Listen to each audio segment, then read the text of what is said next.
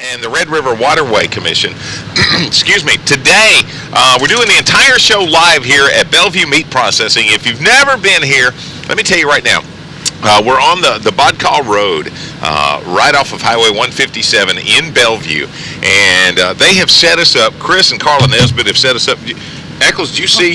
Yeah, I mean, look. I see. Yeah. All right. You got to talk on the microphone. People don't take hand signals. Any rate, they have set us up. What have they got? There's link sausage in there. Well, first off, you need to know this is mine. Why is it on that end? What I want to know. This is yours. That's what you got. Yeah, me and you got the jelly. Okay. Homemade jams. There's caramelized onion and chive jam. Yeah. Wow. I wonder if you could put that on ribs if you were going to grill some ribs. Hey, I'd be good on a biscuit in a deer stand. They got barbecue sauce here, the hot style. Also, every kind of different sausage, and their snack sticks that are known to man. If you've never had a deer processed here, I'm telling you, you've denied yourself. Yeah. A slice of heaven. This is who does all my deer, and it's because they're so far. I think they're like 4 miles from my house. Yeah, that's a long way for you. Yeah, No, wait a minute. She just told us they have done 2,251 deer since October the 1st. Their furthest customer drove up from Orlando, Florida, to have sausage made because of their sausage. It's just, Isn't that crazy? My Uncle Gary Brummett is here. I'm going to get him. Uncle Gary, come over real quick. I'm going to get Uncle Gary. Look at this. We got an outlaw in the bunch now. Yeah. Bossier Parish Sheriff's Department just showed up on the scene. Looks like somebody got a day off. And it is Veterans Day, isn't it? It is Veterans Day. And you know what? Let's make sure that we mention, like Uncle Gary. I'm going to get Uncle Gary, step over here. I want you to be on the microphone. Yeah, come over here. With Steve. Uncle Gary is part of the USS Liberty organization, the survivors of the USS Liberty, and we wanted to make sure that we let you know how much we appreciated your service and everything that you and the guys on the ship did. That was 1967, so it was just a couple of days ago, and this day is dedicated to you guys. And you know what? You kind of started it off right. Yeah, you know, Uncle Gary jumps out there this morning at 7:19. You know, we've been talking to Chris Friday a lot from the Rut Report, and Chris was telling us, you know, that in DeSoto Parish, the bucks were really starting to show up, and my nephew, Cody Boyd, shot a really nice 7-point Saturday, but you had to show him up this morning. He didn't have but 8 points. He didn't have but 8 points. I cut 2 or 3 of them off. I didn't want him to. I didn't want Cody to look too bad. You know, he actually had a third rail to this deer. So, you know, nothing's normal. He wouldn't lie at all. You know, he better. Well, I'm just telling you. I mean, you know, when it comes right down to it, you know, if you want the truth, you've asked the wrong man. And so he's kind of like us. See, look at Graf. See, Graf just decided, you know what, I'll move over there and start stealing Eccles sausage. I know it. Have you tried this stuff? I will try it. I'm just telling you right now, this is really good stuff. Well, Uncle Gary, if you will, real quick, on the microphone, you saw some deer early, and then did you, I mean, have you been seeing a lot of deer? I've seen a lot of deer this year. Now, this morning, of course, I had one of those nights I didn't sleep well. I was up at 4, made a pot of coffee, and I thought, you know, there's no need wasting the day. I thought I could go sit on a stand, and there was one feeding on the pipeline when I went into my stand, or to our joint stand. Everybody's killed deer off of it. And I got on the stand, and I don't know, some legal time later, I could see through the scope quite well, and I'm blind in one eye and can't see out of the other. The deer popped back out, and I thought, okay. I done decided whatever came out, steak off a buck or a doe tastes about the same. I popped it. And I thought, wouldn't it be nice to have a buck? Well, I sit there exactly 1 hour later, and I'll be dead gum. I was fixing to get off the stand, and here the buck jumps out, and bad mistake. Yeah. It turned out to be a lethal. Well, I didn't shoot but twice. Normally I shoot 15 times and them before I actually get them killed.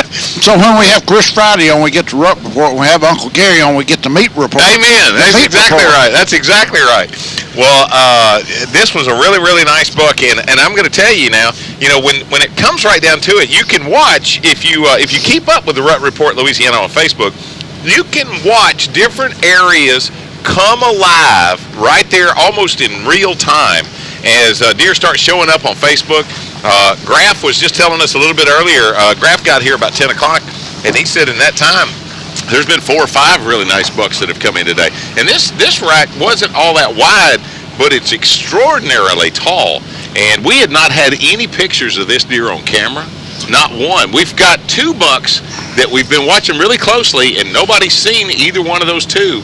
And then these 2 showed up, this nice 7-point from Saturday and the big 8-point that you killed this morning. Well, it was 4 years ago. Okay, pull that microphone up to your face. It was 4 years ago, Monday, that we had the little deal with the buck in the yard that showed up on Facebook. You gotta tell that story. See, I thought it just happened. Oh no, he just killed this 8-point today. No, I mean when you put that on Facebook like yesterday. Oh no, that was one of those memories from 4 years ago. That Facebook brings up stuff from way back. 4 years ago Monday. You got to tell the story. 4 years ago. All right, pull that mic up. 4 years ago Monday, the night before, I go outside to smoke a cigarette, and I just happened to have a spotlight in my hand, so no boogers would get me. And I shined it along in front of my house, and here's a doe, and I pan around, and there's a buck about 40 feet from me. Huge buck. Thought, oh my God. Well, I saw him 4 times that night before I went to bed. I told my wife, I said, now, years ago, I would have just shot him. Took him out there and cleaned him, but that's not legal. Next morning, 7 o'clock, I'm sitting there drinking coffee, and I kept wondering why people were pulling off the highway. I got a magnolia tree in my front yard that was blocking my view from the deer. The buck is still chasing the same doe. That's what always gets a man in trouble, chasing the wrong thing. Must have been 40 or 50 cars pulled off and watched this, including one deputy. So I couldn't shoot him where he was. It was on my neighbor's property. So I put my trusty little gun in the vehicle. I'd rode down to another piece of property because a deer had gone down the highway. And there's a deputy sitting there camcording it. He said he was trying to keep there from being a wreck. Well, when the doe crossed the road, I knew the buck was soon to follow. And the rest of it's kind of history, because when he came across and I had a background and I was on my property, I popped him. I asked him. Then I couldn't load him. I had to go back to the house, and I realized I wasn't dressed. I had on a pair of pajamas. I got my tractor and front loader and went down. Well, I put my clothes on. Put the tractor in the front loader. Put the deer in the front loader. Took him to the house and put him in the truck, and as they say, the rest is history. See, I like it when somebody that really hunts hard is rewarded, He almost had to put his coffee down to shoot this deer. I mean, he was under the carport, and what was so funny was, I finally asked him, I said, Uncle Gary, I said, when it all was said and done, I said, this is all going on. I said, what'd you do? He says, I shot him in the neck. That was the end of it. Well, congratulations on the buck this morning. It's been a couple of years since you shot a deer. No, I shot one last year. You shot one last year? Okay. Yeah, Bambi. Oh, okay, yeah. He killed a big old moose last year. Well, we are at Bellevue Meat Processing in Bellevue, Louisiana. Going to be here until 1 o'clock, and we want to invite you out. If you haven't gotten a new hooking up and tracking down baseball cap, we got one of those for you. And if Eccles doesn't eat it all, we'll let you sample some of our sausage. Who do you think she put this out here for? It wasn't. It's for me. Well, you better get busy. Hey, I'm not bashful when I get up to the table. Hey, let me tell you right now, if you've not tried some of the specialty sausages and stuff that they've got at Bellevue, you've really denied yourself, because I don't care who you are, and you know what? They do an incredible job. If you shoot a nice hog, they've got that. If you want to come in and if you shoot several hogs, if you want to get them processed, of course, if you hunt at Bodcall, I mean, you've got to come right past this to get out of here. You got some sausage under your nose right there. Yeah. No, that was a booger. This yellow booger's good. But indeed, this is the spot for you. Oh, and we've got to welcome our newest sponsor, one of our dearest friends for 100 years now. has taken part of the hooking up and tracking down family. Steve Nichols. And is this going to be specialty, or is this Steve Nichols? No, Steve, and I say Steve and Jenny Nichols own Specialty Track Co., but right. Steve is also co-owner of Bucks and Bulls. He bought into several years ago. It's a Western State trophy outfitter organization. Right. And he's going to come on. They book most of their trips in January and February. So Steve is going to come on with Bucks and Bulls in December. And be a sponsor of Hooking Up and Tracking Down, because they've got some of the best deer, elk, antelope, bear, and mountain lion. Oh, wow. As a matter of fact, if Steve may be leaving Friday to go on a mountain lion hunt out there. Mm-hmm. But he's going to be a sponsor starting in December. So we're happy to have Steve and Bucks and Bulls on. And keep in mind to listen, if you have any desire to go out in the western states, I think they have 5 states that they have property in to do a trophy deer, elk, antelope, moose, bear, Bigfoot, Bengal tiger. If you want to kill it, they'll find a place for it. So. Those ghillie suit people? Yeah. Hunt them too. Yeah. I wish y'all wouldn't ask me any more questions. The food's falling out. Hey, I'm going to tell you, the jalapeno cheese is off the chart. That is the best. It is. Carla, every year, I'll take one whole deer. Yeah, and nothing but that? And nothing but that jalapeno cheese. And let me tell you, when deer season rolls back around, we've been out of it for a month. I don't doubt that, because I'm telling you, that is addictive. But this new green onion is delicious. Let me tell you, did you take that jalapeno cheese and put it in your red beans and rice? Remember the red beans and rice I made last? But you made that on our doe hunt. That's what's in there. That was awesome. Son, it was awesome. And it doesn't matter. I mean, if you've got like a good chicken spaghetti recipe, yes, and you'd rather red beans and rice like you did over there, gumbo, you name it. I mean, that stuff is. And now if you're just regularly, if you want pan sausage, right? Breakfast sausage, right, dude. Unbelievable. And they'll make it as mild or as hot as you'd like it here at Bellevue Meat Processing. That's perfect, though, that jalapeno cheese. Oh, and there's a lot of times, that you might want some really hot that's just for you. You might have kids. Right. And, let's get some mild. That makes your order up for you. That's no issue for them. I mean, it's custom. Yeah. They'll do whatever you want. Exactly. Oh, and I got to mention Billy Brown. Billy Brown stopped by and visited with us. We made sure that he picked up a new Hooking Up and Tracking Down hat. Here's a guy who drives all the way from Houma. South Louisiana? Really? Yeah. He got another place up here, hunts in Bienville Parish, drives to Bellevue, Louisiana to get his deer processed. But he's from here originally. Yes. Went to high school with him. Oh, did you really? And his 2 brothers. Okay. Well, he was telling me, now maybe, did he say Homer? I would have swore he said Houma. I don't know. I was eating. No. It is Hooking Up and Tracking Down 11:30 The Tiger. Today we are live at Bellevue Meat Processing. And here in just a minute, Cabela's Collegiate Team of the Year, the standings on that. Also got some outdoor news for you. Stay close. You're going to miss something.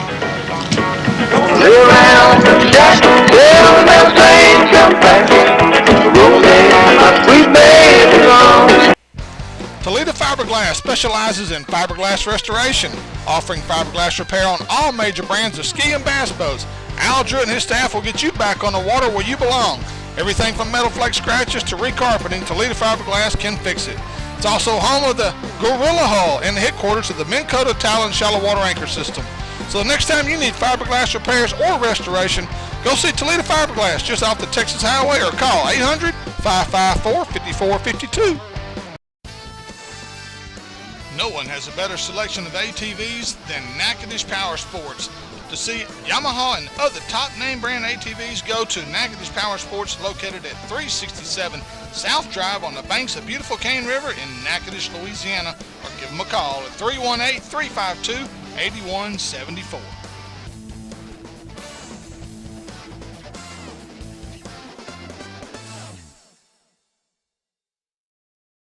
As a kid growing up in the country, I have a great appreciation for what a country store is all about.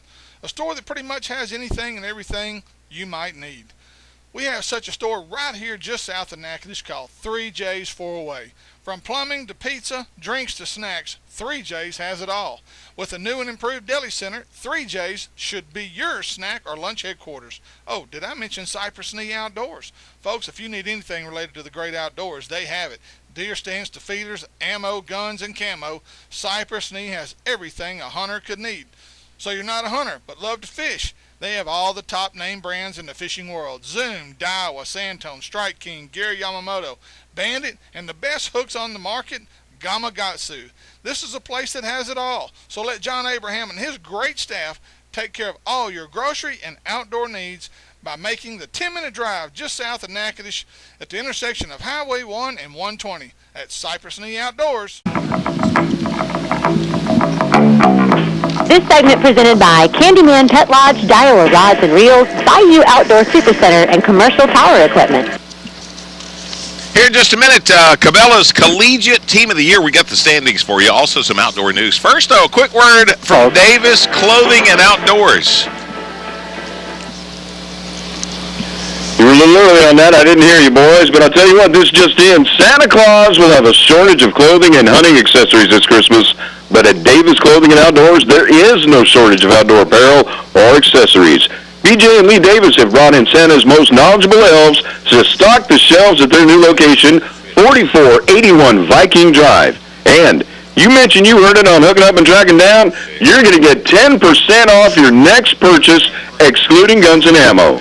That's Davis Clothing and Outdoors. That's the only place you need to shop this Christmas. You know, if we didn't know Stinkbait, we'd swear he was 8 feet tall, weighed 417 pounds. Like the Jolly Green Giant. Yeah, you got it half right. Well, not 8 feet tall. I mean, he's just got that voice. Yeah, he does. I mean, it sounds almost like Charlton Heston. Yeah. You know, I'm waiting on the Ten Commandments to be carved in front of me right now. The parting of the pines. All right, Cabela's Collegiate Team of the Year standings. Now, is this a national circuit? It's a national circuit. Okay. And I am impressed, and you will be too when I'm through reading this to you. Texas A&M University has jumped into the lead in the 2016 Cabela School of the Year race. Texas A&M is number 1. Nicholls State is number 2. Northwestern State is number 3. Winona State up in Rochester, Maine is number 4. University of Minnesota. Yeah. Dubuque, Iowa. University of Dubuque, Iowa is number 5. LSU Shreveport comes in at number 6. Wow. University of Wisconsin, number 7. ULM out of Monroe is number 8. University of Wisconsin, number 9. And Dallas Baptist University is number 10. So we got 4 out of the 10 Thank from you. Louisiana. 4 out of 10 Louisiana schools in the top 10. Is that Where is Nicholls State? It's Thibodeau. Yeah. Where? Yeah. Thibodeau. South Louisiana. Oh, okay. Yep. Okay. Down south. Yeah. You know Boudreaux, Thibodeau's place? Yeah. Down there. Yeah. Okay, so they're forgiven. Yeah. Boudreaux told me one time he said, I fished in the loneliest place in the world. Where was that? Bayou Self. Bayou. I've been there a lot. Some outdoor news. Yeah, right to hunt and fish and harvest passes in Texas. Texas overwhelmingly passed as an amendment to the Texas Constitution Proposition number 6, the right to hunt, fish, and harvest amendment. Overwhelmingly may be an understatement, as more than 81% of the voters showed their support for this amendment in the November 3rd election. Okay, so question. Here's what they were doing, if I understand this correctly. They were afraid that on a national level that something would be passed that would infringe on hunting and fishing rights. Right. And so they said, as a state, where state supersedes federal, they said, we will never allow something like this to infringe on our rights to hunt and fish. Right. They're either number 19 or 20. There's 18 previous states have passed that same amendment. Louisiana was one of the first. I was going to say, one of the first. So you mean for once we're being proactive instead of reactive? Yeah. But it's sad that you have to. Absolutely. When you think about it. Yeah. It's sad that you have to add an amendment to your state constitution to ensure the rights that you've had as an American since before this country was ever actually formed. Yeah. I mean, that's where we've come to now. Yeah. I mean, we're exactly. and you know what? On the Christian side of things, we're going to fight over the color of a Solo cup at Starbucks. Yeah. Come on, man. Come on. this has gotten out of hand. It really has. It's sad. Mike, you'll be interested in this. DU migration report. Waterfowl are moving south at a trickle due to mild temperatures in parts of Canada and northern U.S. At this stage, local migration information is imperative. Find waterfowl migration updates on DU migration map or subscribe to migration alerts in your flyway. The first waterfowl survey was done in Louisiana. It was done, I think, south of Catahoula, and we are, what's in the state right now for last year, we're down 61%. Does that just mean that the weather hadn't pushed the ducks south yet? Yep. Okay. Yep. So if indeed It also means that with the abundance of rain, ducks are spread out more. I got you. Yeah. So this could be a lame season. It could be. I predicted that we were going to have a horrible opening weekend of gun season, and it happened because things just came together. Yeah. But I'm predicting that we're going to have a good season, but it's going to be late. Okay. See, I noticed that the jet stream is way up by Montana. They fly in. I know they do. They're not coming in by jet. They're not Delta. The airline has nothing to do with the duck migration. I know the jet stream has a lot to do with weather. So the jet stream is way up north, which is keeping the cold air farther to the north and not allowing it to trickle down. So smart. He tries to fit in so hard. Such a smart ass. He tries to fit in. Let me go ahead and go on some more news Well, here. if you don't care whether I live or died, I'm not talking. You just eat your sausage over there. Here in a second, Eccles got a story we got to hear. Okay. Okay. Yeah, he had a near-life experience, or excuse me, near-death. Near-life would be a better experience for Mike. If I keep eating, I'm liable to die right here. BASS announces sites for the Bass Fest, which is where last year? At Lake Fork. Lake Fork, very good. Yeah, I was there. Yeah, I was there too. Yeah. And Toyota Bassmaster Angler of the Year Championship. That's something they're adding this year. There's a new event. 2 special events for 2016 Bassmaster Elite Series will be held at relatively new venues. The world premiere Bass Fishing Circuit Elite Series, BASS announced today. Fan favorite Bass Fest, which will be held 8th through the 12th of June at Lake Texoma. Great body of water. Been there, fished it. Tough lake to fish, but they'll figure it out. No doubt about that.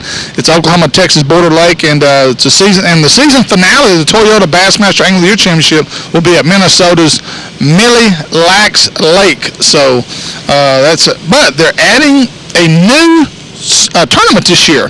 It's called the new Bassmaster Classic Bracket Tournament, which will be held on the Niagara Falls River. Is it like a playoffs? Kind of. It's going to be it's out of Buffalo, New York, July 19th to 22nd. In that event, the top 8 finishers in the Elite, which is the Elite number 7 on Cayuga, New York, will go head-to-head in a bracket format tournament that will pay $50,000 in cash. In addition to prize money, they will earn at Cayuga an award guaranteed spot in the Super Bowl of Bass Fishing, the 2017 Bassmaster Classic. So in Cayuga, your job, if you've not already qualified for the Classic, your job is to finish in the top 8. Exactly. And if you then, in this bracket, if you win that, you get the $50K. Get $50,000. Plus, you got a guaranteed berth in the Classic. I guess it's an extra way for a guy to qualify. Yeah, it's just another opportunity. That's the way I look. I guess that's all it is. Well, I mean, they're and give them this. BASS is doing what they can because they have seen some decline in the interest in the last couple of years. Do you think it's the bracket format that's so appealing? I think. Which comes to going Major League Fishing a little bit. I think that a smaller thing like this, it won't command the audience attention. Right. But it gives them another Saturday there on TV. Yeah. And to them, that's really important. Getting that additional spot out there. And where I think that they really ought to capitalize. And you and I have both talked about this. When you're able to watch in real time what's going on with these boats, it gives them such a web presence. Well, it's going to be broadcast live on Bassmaster.com. Yeah, exactly. And the competitors are going to do like they do on Major League Bass Fishing. They're going to weigh their fish, drop them right back in the lake. To me, I like the format. That's huge. I think that they're stepping into a new dimension of bass fishing. And, like you said, Eccles, it was never really a sport that... It was not a spectator sport. And they're making it a spectator sport now. When you can see how these guys are doing what they do. Well, Texoma, which is going to again be the host of Bass Fest. Who won the Classic of Texoma? Y'all remember? No. Hank Parker. Oh, really? Hank Parker. You know what technique was created there? Flipping. Really? Yep, that's I when thought flipping started out in California. That's absolutely I'm just wrong. telling you, it was the first tournament won with that style called, and it was introduced with the flipping stick. It may be the first tournament won, but it was not developed. It was not invented there. I thought it was invented in California. By Dave Glebe. Dave Glebe, Dave that's right. Glebe. No, not D. Thomas. D. Thomas invented it. Dave Glebe took it from California out here when he moved to Shreveport. Gotcha. Right. Okay. And Gary Klein was the guy that Hank Parker borrowed the rod from, this first flipping stick. He borrowed it from Gary Klein to win the Texoma tournament using that technique. So that's when it really kind of took on and took off. That technique, so-called flipping, took off at that point. But Okay, anyway. what happened to you? I don't have to tell you. Come on. I do. Okay, I'm going to give you the condensed version. All right, now wait a minute. Let me set this up. Eccles is only alive today because God doesn't like us. Well, whatever. I've got a ladder stand on a little piece of property that I put in, 16-foot ladder stand. I put it up, and it's a regular ladder. It's got the bracket, the brace in the middle that you ratchet to the tree and ratchet it to the top.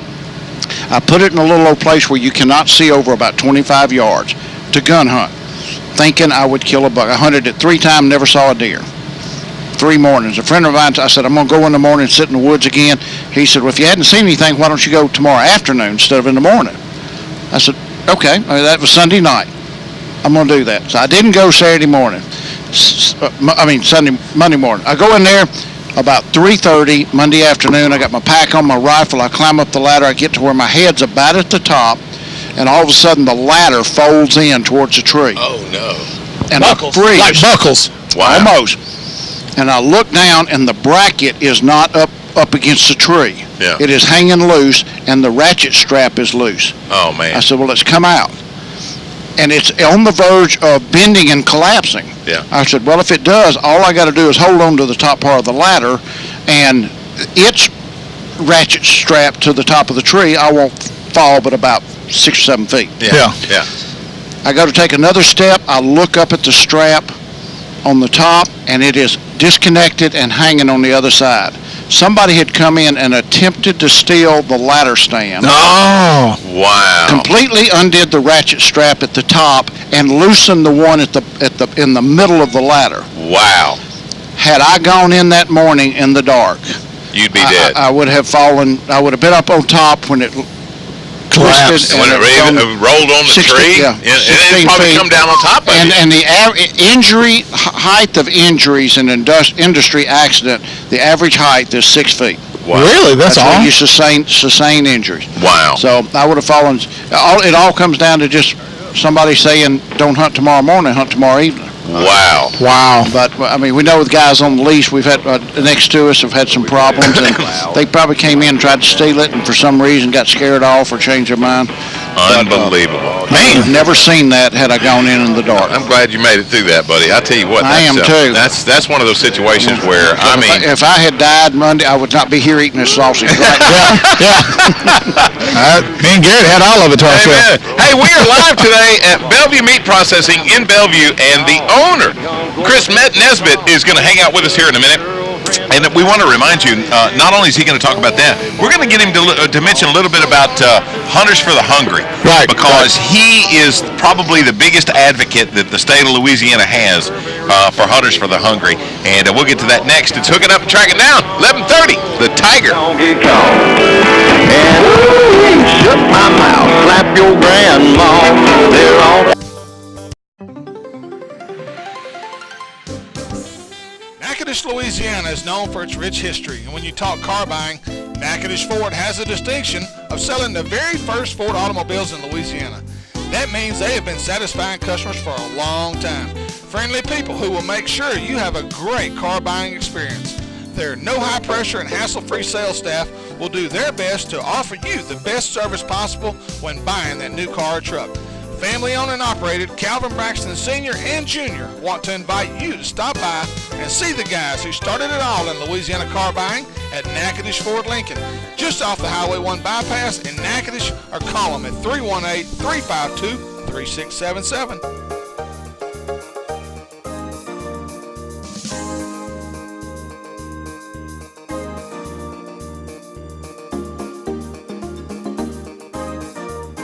As a kid growing up in the country, I have a great appreciation for what a country store is all about.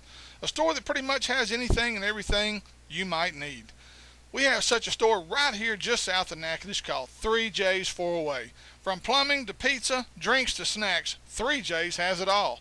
With a new and improved deli center, 3J's should be your snack or lunch headquarters. Oh, did I mention Cypress Knee Outdoors? Folks, if you need anything related to the great outdoors, they have it.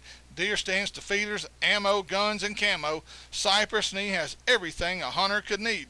So you're not a hunter, but love to fish. They have all the top name brands in the fishing world. Zoom, Daiwa, Santone, Strike King, Gary Yamamoto, Bandit, and the best hooks on the market, Gamakatsu. This is a place that has it all. So let John Abraham and his great staff take care of all your grocery and outdoor needs by making the 10-minute drive just south of Natchitoches at the intersection of Highway 1 and 120 at Cypress Knee Outdoors. No one has a better selection of ATVs than Natchitoches Power Sports.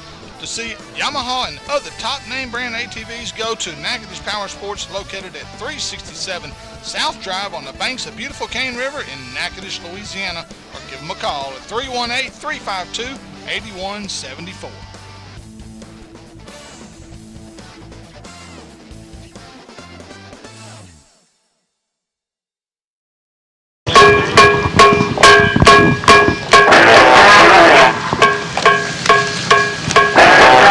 Listening to the Hooking Up and Tracking Down show presented by Nicholas Department Stores, J&J Exterminating, Natchitoches Power Sports, and Haydell Game Calls, the legendary duck calling experts. Now there's two words these guys will never be called, legendary and expert. Here's Gary, Steve, and Mike. Hey, we don't care about any of that legendary stuff as long as you don't ever call us late for these sausages at Bellevue Meat Processing. Well, I'll tell you what, if you're not here in the next 15, 20 minutes, it's going to be gone. Hey, listen, we are at Bellevue Meat Processing in Bellevue. Don't forget now, we were talking about Haydell's Game Calls a minute ago. Here at straight up noon, Kelly Haydell's going to be on with us this week in our Duck Hunting 101 course. It's week 6. He's going to tell us how to take advantage of all the cold fronts, taking care of the birds, and cooking. And let me tell you what, my boy can cook. Good God, man, he is unbelievable. Kind of like Chris Nesbitt's wife, Carla. If you get the opportunity, stop by here at Bellevue Meat Processing before 1. Check out some of the stuff that she's laid out before us. I mean, it's almost like Thanksgiving here at Bellevue. Are you carrying seasonings and stuff now, Chris? We are, Gary. Well, first of all, we built us a new building. We just got in it about 3 weeks. This is 3 weeks phenomenal. Ago. It's a nice addition to our business. We've got a lobby now where we have room for people to come in. We've also, since we have space, we're starting to try to resell some seasonings, some sausages, things I like to make, and get out there. And of course, we sample pretty regular, so it's not just today. It's just, I tell you, it's an easy sell. When we can put it in your mouth and you like it, you pick it up and buy it, and it's just that easy. You know, the thing that my wife, because my middle son, Craig, had shot a doe and brought it over, and the place was, the new storefront there, the retail room was brand new. And what she liked was, because it's removed from the rest of the old plant, you don't, I mean, you know, for us guys, we don't mind the smell, you know, and it's not a stink, but you don't have any of that in the new retail. That's correct. I mean, it is a slaughterhouse. It's a meat processing plant slaughterhouse, and there's a lot of odors that come with that. But with this new building, I've got it totally separate from the old building, so it's a mini. Smells like lilac and honeysuckle. Well, it smells good, and then when she cooks, it smells even better. Carla's got potpourri going in there right now. Yeah. She's got green onion sausage cooking, so let me tell you what, better than anything. When you were talking about sampling, yes, sir. This being the obvious benefit, sure, as I don't have to buy lunch today because I'm almost full. But the other thing, how many times has somebody told you, you need to go try this, or you need to have your deer done this way, the bacon burger, or something like that, the green onion sausage. You come out here, you have it done, and you think, it's not what I thought, or it's too hot, or it's not spicy enough, and I've already had my whole deer done that way. That's right. You can come in here and say, I want to try the green onion or the jalapeno cheese, and you can say, this is what I want. Oh, this is what Make it's going to. just like that. Then when you get your deer back, you know what it's going to be. That's no right. guessing That's game. right. You know, we're constantly cooking back there, and we've got ends and pieces that we're trimming off, and we can take those ends and pieces, which normally we want your product to look good, so we don't leave that little ends and stuff like that on. We can slice that and have samples out here, and we've got room to do it, and we've got a little kitchenette back there. We can heat that You stuff mean that up. end where all the flavoring is? You cut that off and you keep it for yourself. Hey, but you're getting full off of it right now, so it worked pretty good. That's a great plan. All right, now, question for you in regards to the year. You've done over 2,000 deer already, buddy. Yes, sir. Yes, sir. We're only 6 weeks into season. Yes, sir. That's phenomenal. It's good. It's we started out in late September. We got the exotics in, the elk. We got a lot of local hunters that hunt other places. New Mexico, Colorado, maybe even Utah or something. They'll bring elk in. Then we got the exotics coming from South Texas, Axis, Oryx. Have you tried that? Are those good? Honestly, I haven't eaten any. Okay. But certain animals in that group there cut better than others. Okay. They're more tender. To me, an elk is the best. Well, I've never even had elk, but I promise you that the Axis cuts better than any of them. Really? If I get a chance, take my boys hunting on one of these paid hunts, I will kill an Axis before I'll kill anything else. True or false? If you go into a restaurant, a commercial restaurant, and it has venison on the menu, that is either Axis or fallow deer. It's not whitetail. No, it could be whitetail. Really? Yeah, Okay. I can actually buy I think it's New Zealand whitetail. I can buy that from one of my suppliers. They're farm raised. You can't sell wild game in the restaurants, nor could we sell it here. It's illegal, but there are farm raised whitetail in New Zealand that can be shipped over here. Well, give me something else on this, Chris, because now if you're I'm sorry, Gary, I just misspoke. That's New Zealand red deer. It's not whitetail. New Zealand red deer. I'm fixing to get myself in trouble. Okay. But that's one that's offered on the menu a good bit. When it comes down to, because you do a lot of hog processing. Yes, sir. The hog problem is just, it's worldwide now as far as, the hunters are concerned. Yes, sir. Do you have to add, because a wild hog is so much leaner than a grain-fed hog. Do you have to add fat to those? Sure. We get a delivery truck 3 times a week bringing pork and beef and everything we need in to make y'all's product good. Yeah. Because if I use straight wild pig, or even if I use straight deer, it wouldn't make a good product. Right. It's a good lean base. It's a good lean protein to start with, but you have to have, I believe you have to have the rest of those items to make a good product. And of course, y'all are eating it, and y'all saying it's good, so we'll just stick with those recipes that I have. Now, the bacon burger. Is that, you add some pork to that? It's bacon. Okay. We use bacon ends and pieces and combine that with the venison order and make that bacon burger. And then we also throw a jalapeno in there, and we make a jalapeno bacon burger as well. Wow. Mm-hmm. Wow. Okay. Let me ask you something. The bacon burger hasn't been around but a few years, That's per correct. se. Did you see a boost in people bringing their deer in when they came up with that? Because never have I had a venison hamburger that my family liked. They liked the bacon burger. Sure. You can make a hamburger patty out of it. You can make meatballs out of it. It holds together. It doesn't crumble.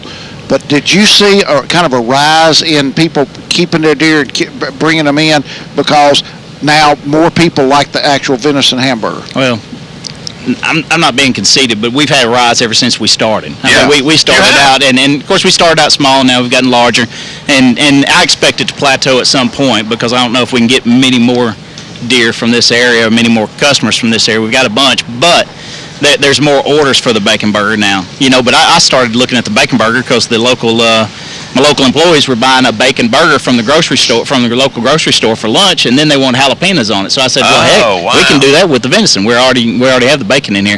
So anyway, so that's where we started that. Now there has been an increase in that, but people change. Some people will get a lot of bacon burger this time. Next time they'll do something else. What I have found though is that people have stopped eating other meats and just use the venison. We got more and more people that are coming here saying, this is what I eat year round. Yeah. I'm not knocking beef. I love me some beef, but they're saying this is what my family eats. And so I'm really supplying their family for the whole year from what they kill. So they may add a little chicken, a little pork, but as far as their lean, Well, it's not just we're going to have deer steak tonight. I mean, you've I've got a run the whole gamut. Yeah. I mean, you know, From with a- spaghetti to homemade soup to chili to whatever. I mean, your hamburgers. we've got Italian sausage, we've got smoked with sausage. having over 2,000 already in the bow season and 2 weeks of gun season. We still have how many weeks left of Holy gun season? smokes! Yeah. 6 or 8. I mean, we're less than halfway through the deer season per se. Over 2,000. What percentage of the deer killed in this first 6 weeks? Yeah. You think half of them, or will it continue? We've had a third of them already. Yeah. Just a third. Yeah. Wow. So then We're the we're deer- coming up on about 3-4 big weeks right here. Moving get up to around Thanksgiving, Thanksgiving, yeah. the deer are starting to get larger. Deer got larger this past Sunday. The big bucks started rolling in. I showed you some horns that we got in this weekend. We had some nice big bucks. A lot of them were with other bucks. They're not necessarily chasing everything, but they were big bucks that stuck their heads out after that rain slowed down. I want to make a quick transition because you are a huge proponent of hunters for the hungry. Yes, sir. And you and I have actually done some battle with some great support from Representative Jeff Thompson when he was a state representative. You were telling me that earlier in the year that we were down on that. We are. We had that problem here a couple of years ago where there was some meat that was lost because of a issue that happened, and since then we've had a drop. Right off the bat, it dropped to half of what we had done previous years, and that's probably just up here at this local plant because so many of my hunters that donated were familiar with the incident, and they just hadn't found out that we got that fixed. Yes, sir. That you got that fixed. That Jeff Thompson got that fixed. That all these good folks, Senator Sherry Cheeks got that fixed, and a lot of people jumped in. That was one of the quickest pieces of legislation that I've ever seen passed and that I can remember, because within about 3 months we signed legislation at the Shreveport-Bossier Rescue Mission to fix that to where nothing can ever be lost or disposed of like it was. So we do need to get the word back out that we need the donations back. What's the process on that? I shoot a deer. What do I do? Hunter brings the deer in now. He drops it off, and we process it into ground meat, and it goes locally to the Shreveport-Bossier Rescue Mission, the food bank, or the shelter in Shreveport there to be used for pretty much in the kitchens, to be used on a daily basis. And they go through what's it cost the hunter? If it's skinned, it's nothing. Okay. If it needs to be skinned, it's only $5. If it needs to be gutted, if you just shoot it and bring it straight to them, we're full processor. It's $5 for that. So it'd be $10 if nothing's done. So for a $10 bill, you can donate. I'm gonna present the homeless with countless grams of protein. Correct. And now, if I want to go ahead and clean and gut the deer, it's nothing. I can just drop him off. That's correct. Yes, sir. All right. Now, if somebody's interested in this and they hadn't had the opportunity to pursue it, is there a limit to the number of them you could bring in a year? Maybe my family only eats one, but I decide that I want to shoot 6 deer. Can I donate 5? You can donate as many as you want. Okay. I mean, that's strictly up to you and the law. Okay. And what a great way for the people on the lease to work on their buck-doe ratio. You betcha. Take some of those does. These people, I just don't want to kill another deer. You kill a deer, and then for $10, you can make the donation. You can thin your doe herd down, and there's not a lease in North Louisiana that doesn't need to do doesn't need to get some of their does off. Kill the deer, bring it in here. You don't even have to clean it for $10. You make the donation. You're thinning your doe herd down. You bet. That's correct. Yes, sir. Well, I'm just I'm such an advocate of this. This program has run successfully for a long time, and yes, we did have some bureaucracy that got involved in that and kind of muddied the water there for a little bit, but it's all better now. Legislation was introduced that won't ever allow it to be hampered again, and so it's time for us to take advantage of that and help the hungry and supply these food banks. This is a golden opportunity where the state finally has done something right, and we need to capitalize. Sure. And last time I heard that just the Shreveport Bossier Rescue Mission alone will feed sometimes 140, 150 people at a serving, at a dinner, at a lunch. So, when it starts turning cold and they need to give those people a hot meal so they can get in off the streets, there'll be some deer chili or there'll be some spaghetti or something like that available to them for a hot meal. Hunters for the hungry. Bellevue Meat Processing is your local headquarters for that.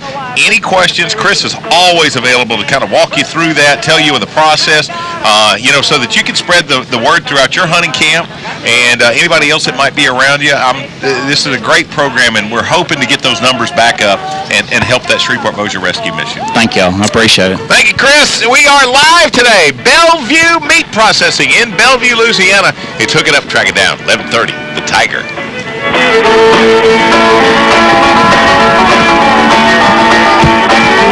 As a kid growing up in the country, I have a great appreciation for what a country store is all about.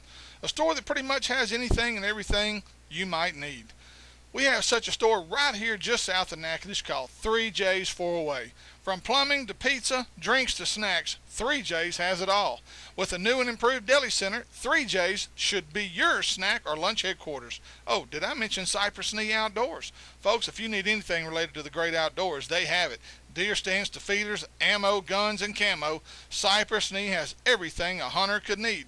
So you're not a hunter, but love to fish. They have all the top name brands in the fishing world. Zoom, Daiwa, Santone, Strike King, Gary Yamamoto, Bandit, and the best hooks on the market, Gamakatsu.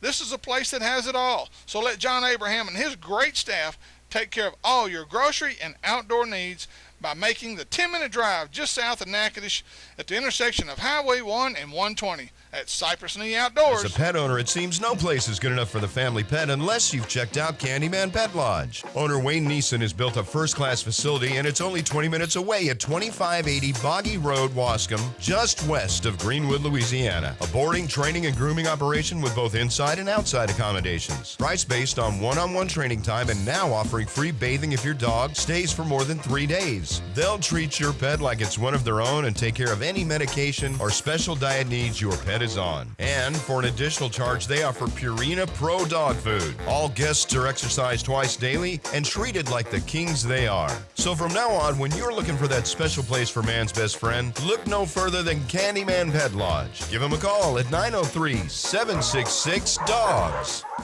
The Hooking Up and Tracking Down Show knows about some good food, and the folks at Silver Star Barbecue and Steakhouse know great barbecue. From the best ribs and brisket in the South to high-quality steaks, Silver Star will have you loosen up your belt before you leave. Looking for that special place to host your next event? Look no further. Silver Star will not only host your next event, they'll come to you with their awesome catering service. Don't wait any longer. Make sure to book your next event now. Call 318-752-3633. That's Silver Star Steakhouse and Barbecue just off Highway 80 in Bossier City. Welcome back. This segment presented by Ranger Boats, Toledo Bend Lake Country, and Bellevue Meat Processing, makers of the best sausage on the planet. Once again, here's Steve Graff, Gary McCoy, and Mike Eccles. And welcome back to Hooking Up and Tracking Down. Ranger Boat Pro Staffer Steve Graff. Well, thank Chris Nesbitt for coming on board and sitting in here and giving us some great detail as to what all is going on here at Bellevue Meats. Folks, I'm telling you, if you haven't been to Bellevue Meats, you need to come out here and check this out. Their line of sausage. Thank you, Jeff Holder. Jeff Holder stepping on here and joining us for a few minutes, brought in our deer.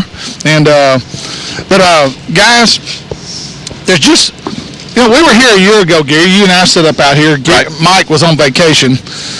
He's always on vacation. I know, but, anyway. I could have been here and been on vacation. But to see the changes that have been made, Gary, to this facility, as Chris just alluded to, absolutely incredible. They got a great variety. And are you familiar with this, Gary? No, but I was... Pig stand barbecue sauce. I was talking to Chris about it. He said that is phenomenal. Do you know about the pig stand? It's in Ville Platte, Louisiana, which is where this is from. Okay. It's a famous eatery in Louisiana. If you haven't been to the pig stand, you got to go. When you go to Ville Platte, you go to the pig stand. All right, well, I'm going to try not to go to Ville Platte, but... you ain't lost nothing down there. No. Is an eatery same thing as a cafe? Yes, yeah. Restaurant, cafe, eatery. Okay. No, they got tables and I just didn't want to go in the wrong place. Right. Yeah. They got those checkered little tablecloths. Yeah. The whole 9 yards. Texas Outlaws. Hey, man, we got some good ones today, guys. I'm a little bit nervous. All right. Stink bait, we need Well, you're not on them, so. We need some, this time, this time, you see, my Uncle Gary I run around with, I promise you, at some point, I will go to a federal jail. Yeah. So you've been there before, Ed? He's already admitted to night hunting, hunting in his pajamas. Yeah, hunting in his pajamas, shooting deer in front of the law enforcement officers. While drinking coffee. Yeah. We've been before the magistrate. That happened once. Real quick, we got some Texas boys been getting in trouble there. Tanked, dam, baited, shooters over the limit. While viewing a suspect over baited area, LaSalle County Game Warden Ryan Johnson and DeMitt County Game Warden Gene Fernandez heard some shots nearby and decided to conduct a little check. Upon arriving at the tank, by the way, folks, those who don't know what a tank, that's right. Yeah. These Texas and Texas, they call them tanks. Here in Louisiana, we call them ponds. Yeah. So just a little, so you'll know what we're talking about. Upon arriving at the pond, the dam, 3 individuals were standing on top of the dam hunting dove. After making contact, it was determined that one of the hunters was over his daily limit of morning dove. Another was hunting without a license. I don't understand that, guys. Why do you go without a license? Actually, somebody may get over the limit. Because nobody's ever going to check me. I guess so. That's what guys' perception. Nobody's ever going to check me. Right. Well, also the problem was a sack of Milo was found in the back of their vehicle, and Milo was found to be spread everywhere around the hunters. They're not even smart enough to hide the evidence. Gary, that sounds familiar, doesn't it? The man without a hunting license was found to have a warrant for child neglect. Oh, no. And was taken to LaSalle County Jail. 2 other hunters were checked across the fence on the neighboring property, and one was found hunting with an unplugged shotgun. Boy, I tell you, they just all kind of. I've got to ask you a question. When I got here, you're always here early. You do all the work. I can't deny that. Yeah. Graf does every bit of the work. I know it, and I almost felt bad about it, but then I said about 2 seconds. Then he wanted to tell me how he almost died. All you did was eat. Did it occur to you that it's like about 110% chance of rain when you set us up outside? It did. And now it's that 100% we're seeing. Yeah, it actually was drizzling a little bit, but I didn't see anything on my radar. I was just going to tell you one little thing. I'm not sure if you were ever taught this back in elementary school. Okay. But electricity and water don't combine real good. Really? Yeah, it's a known fact. It's dangerous. And we're in the water, right? With electricity, with headsets on. Yeah. Okay. Well, that's the part that won't get hurt. Okay. Teal hunters use corn around duck blind. I don't see a problem here. Yeah. A report of baiting of migratory waterfowl was received by Henderson County Game Warden Dustin Balfans and Chad West. The wardens located the duck blind in a slough attached to Lake Palestine and found 2 hunters in the blind. A very visible pile of corn was located behind the blind. Whoops. As well you said he couldn't see it from over there. As floating and submerged in the water nearby, the wardens asked the hunters about the bait and received the reply, "We didn't know it was baited. And if we did, we would have not hunted here." So the game warden felt like they were telling the truth and let them go because they just didn't know any better. They just appeared honest. They were like honest of somebody else's. Yeah. Citations were issued, handcuffs were applied, and these boys won't be duck hunting for a year. There were some more violations imposed. I mean, when you got yellow acorns floating around your blind, that should be a clue. 4 adults, 2 juveniles facing more than 175 state jail felony and Class A misdemeanor wildlife violations. This is a major story, guys. This is stemming from a chain of poaching events between June 4th and August 29th, all this year. The suspects have been charged in the illegal killing of at least 68 white-tailed deer, numerous other wildlife species and livestock, and the indiscriminate and widespread destruction of public and private property. The group alleged to have used, various firearms at night to shoot wildlife, livestock, and property from a motor vehicle on a public roadway and on private property without the landowner's consent. Game wardens confiscated 9 firearms, all the way from a 17 caliber to a 270 that included a 22 rimfire fitted with a homemade suppressor. The majority of the deer shot illegally were scattered from Jewett in northwestern Leon County to Leona located in southeastern Leon County. Centerville was a midway point between the two outlying communities, was the nearest the majority of the wildlife violations. More than a dozen deer shot from the feeder along I-45 alone. Suspects reportedly shot numerous other animals from a motor vehicle on a public road. Vultures, squirrels, foxes, feral hogs. You can't shoot a feral hog at night. Well, I guess you can. Not from a highway. Yeah, not from a moving vehicle. Yeah, okay. Dove, ducks, cormorants. You know what the sad part is of all the things that they'll get in trouble for, it'll be that blasted cormorant over everything. Oh, you shot a deer, that's okay. Oh, you killed a cormorant, you're going to the chair. At any rate, blue herons, alligators, white egrets, armadillos, and raccoons. I knew a guy that got a ticket for shooting a white egret one time, and he just shot it to watch the alligator eat it. And really? Yeah, it was an alligator in the pond. He shot it, and he got a ticket for that. And so we got him a bumper sticker for his truck that says, "Egret, the other white meat." Additionally, they are being charged with shooting and killing 5 cows and hacking to death a 6th cow with a machete. How sick you got to be? Dude.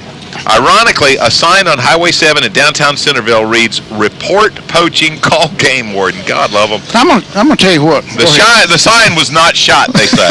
I take not that it matters, but I take personal offense to this because these were not the first two that we read. This is what Pete is upset about. Yes, the first two were hunters that were stupid. Yeah. Yeah, right. These people aren't hunters. No. These people are bona fide criminals, murderers, outlaws, true outlaws. who just did it through a hunting situation, and gave all of us a black eye and gave people like Peter more ammunition. And they are not hunters. They are not supporters of the hunting industry or sport. When you stoop to this level, the scary part is when you stoop to this level, humans are next on your list. Yeah. You rest assured.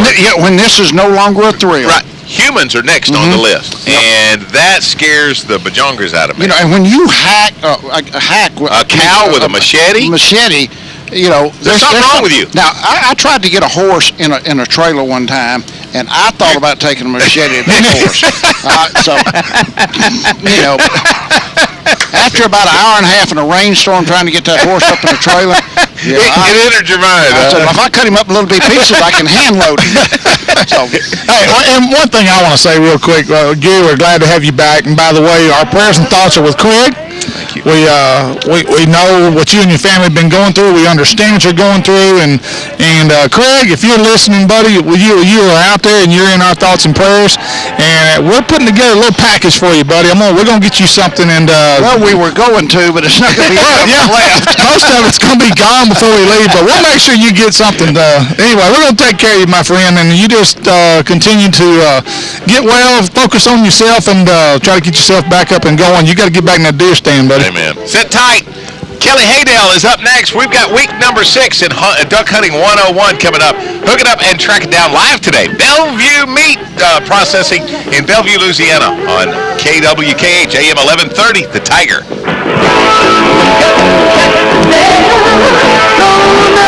As a pet owner, it seems no place is good enough for the family pet unless you've checked out Candyman Pet Lodge. Owner Wayne Neeson has built a first-class facility, and it's only 20 minutes away at 2580 Boggy Road, Wascom, just west of Greenwood, Louisiana. A boarding, training, and grooming operation with both inside and outside accommodations. Price based on one-on-one training time, and now offering free bathing if your dog stays for more than 3 days. They'll treat your pet like it's one of their own and take care of any medication or special diet needs your pet is on. And for an additional charge, they offer Purina Pro dog food. All guests are exercised twice daily and treated like the kings they are. So from now on, when you're looking for that special place for man's best friend, look no further than Candyman Pet Lodge. Give them a call at 903-766-DOGS.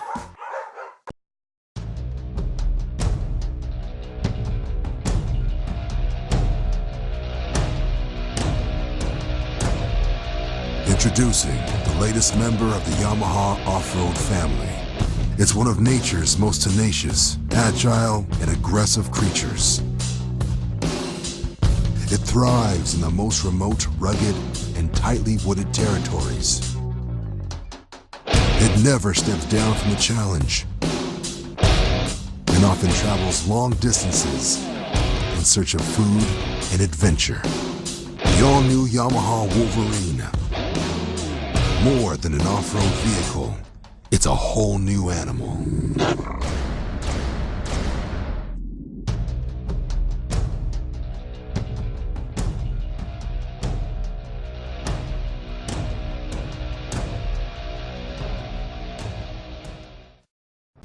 You're watching KNTS Digital 19 in Natchitoches, Louisiana.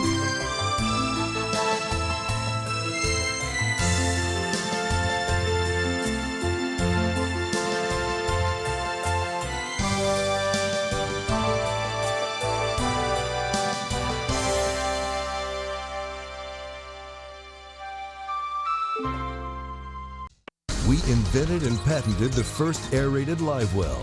We're first with higher flotation standards, first to receive a protected design hull copyright, and we're still the only boat with the strength of a solid fiberglass transom. With such a strong focus on non-stop innovation, no other boat enjoys such advanced engineering. Ranger Boats, we're celebrating 40 years of fishing and a lifetime of leadership. Discover Yamaha's VMAX power. When you want the best, choose Yamaha. Toledo Fiberglass specializes in fiberglass restoration, offering fiberglass repair on all major brands of ski and bass boats. Al Drew and his staff will get you back on the water where you belong. Everything from metal flake scratches to recarpeting, Toledo Fiberglass can fix it. It's also home of the Gorilla Hull and the headquarters of the Minn Kota Talon Shallow Water Anchor System. So the next time you need fiberglass repairs or restoration, go see Toledo Fiberglass just off the Texas Highway or call 800-554-5452.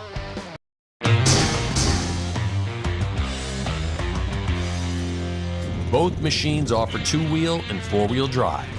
But even in four-wheel drive mode, the best you're ever going to get on the Rincon is three-wheel drive.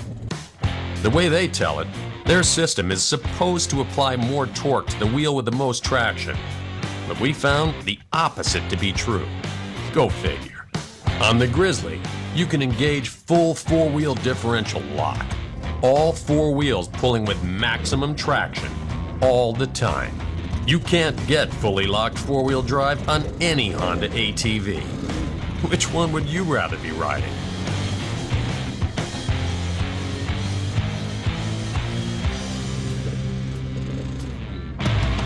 Too hot in the summer, too cold in the winter, and your heating and air conditioning system is burning holes in your paycheck?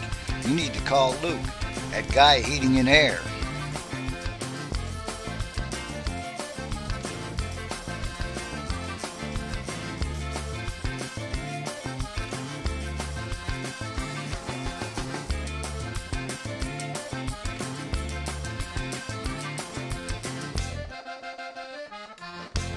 Welcome back to Hour 2 of the Hooking Up and Tracking Down Show, presented by Pro Lures, Cypress Knee Outdoors, Silver Star Smokehouse and Barbecue, and Louisiana Charter Boats Association. Get hooked and go fishing with Louisiana Charter Boats. Now back to the big dogs of Outdoors Radio, whose parts can be heard all over the Arklatex. Gary, Steve, and Mike.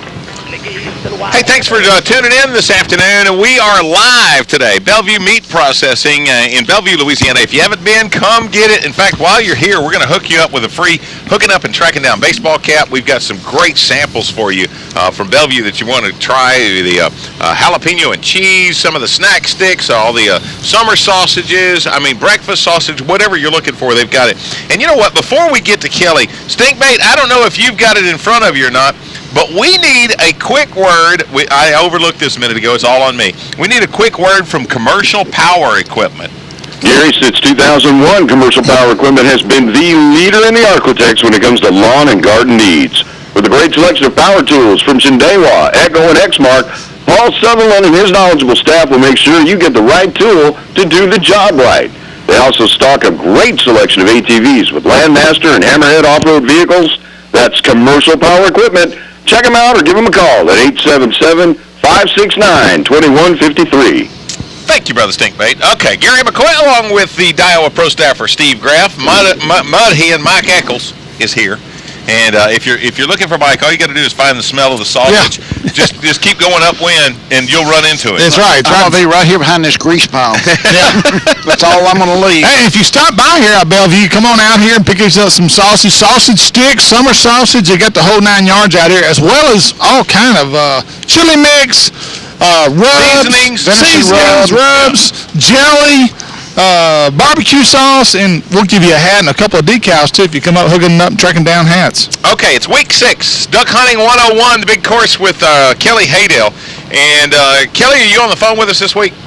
I am. I'm right here, bro. Fantastic. Okay, Kelly, this week, the big discussion that we really want to cover is obviously, with season open Saturday. Yes. Okay.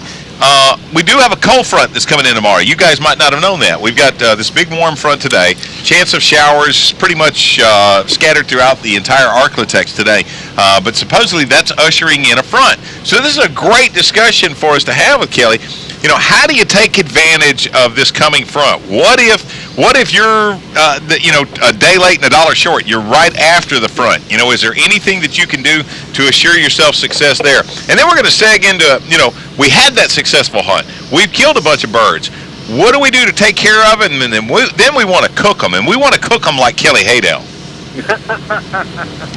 Well, here's the thing: when it comes to the cold front, there are times when in the upper atmosphere with the jet stream and everything, these birds will ride down ahead of the front sometimes. Sometimes they're coming down during the front, and sometimes they trickle in when you have that secondary push of that front. So it's tough knowing exactly when to be there, but I can tell you this: if you have the opportunity to take a few days of vacation and you've got a nice cold front coming, especially if it's an Arctic front. These little light fronts that come in, you're going to have birds move in, but really those fronts, those big, deep trough Arctic fronts that come through, those are the ones that are really, really important to be able to hunt the day before, the day during, and then after. Those 3 days seem to be the most successful when it comes to hunting the front. So first day after the front is just as opportunity filled as the previous 2 days? Yes, because see, a lot of guys get frustrated. They say, well, dang it, I missed the front. I didn't really want to go hunt in the rain. But what will happen is lots of times the sky will then clear up. The wind still may be blowing pretty hard, or the wind may start to, the front may have pushed through, the wind's starting to lighten up a little bit. Mm-hmm. That's a great opportunity, a great time to be able to work some mallards. You may not see as many birds as the day of the front, but typically those birds that are around are going to work really well to the call, work to your decoy spread. I always like, if I have to pick one day to be out there, if it's cloudy, raining, or bright and sunny, I want that bright and sunny day, a little bit of wind moving the decoys, but that bright and sunny day, man, that really is the time to be able to work your birds and have some great hunts. Wow. Oh, Kelly, tell me if you agree with this. One of the things that I found out with the guys I hunt from is if you'll start in teal season and keep a log, you will find from year to year that the ducks will kind of pattern themselves. Some years it may be the day before, it may be the day of, or the day after, but what you see during teal season in the first week of season will kind of dictate what most of them are going to do. No absolutes, but from year to year you can actually pattern the ducks of whether they're going to come down the day before, the day of, or the day after. Do you see that?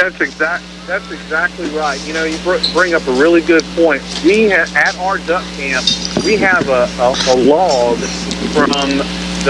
from every single hunt from the past. I want to say around '96, and we started that log, and it includes the wind, the temperature, what was harvested that day.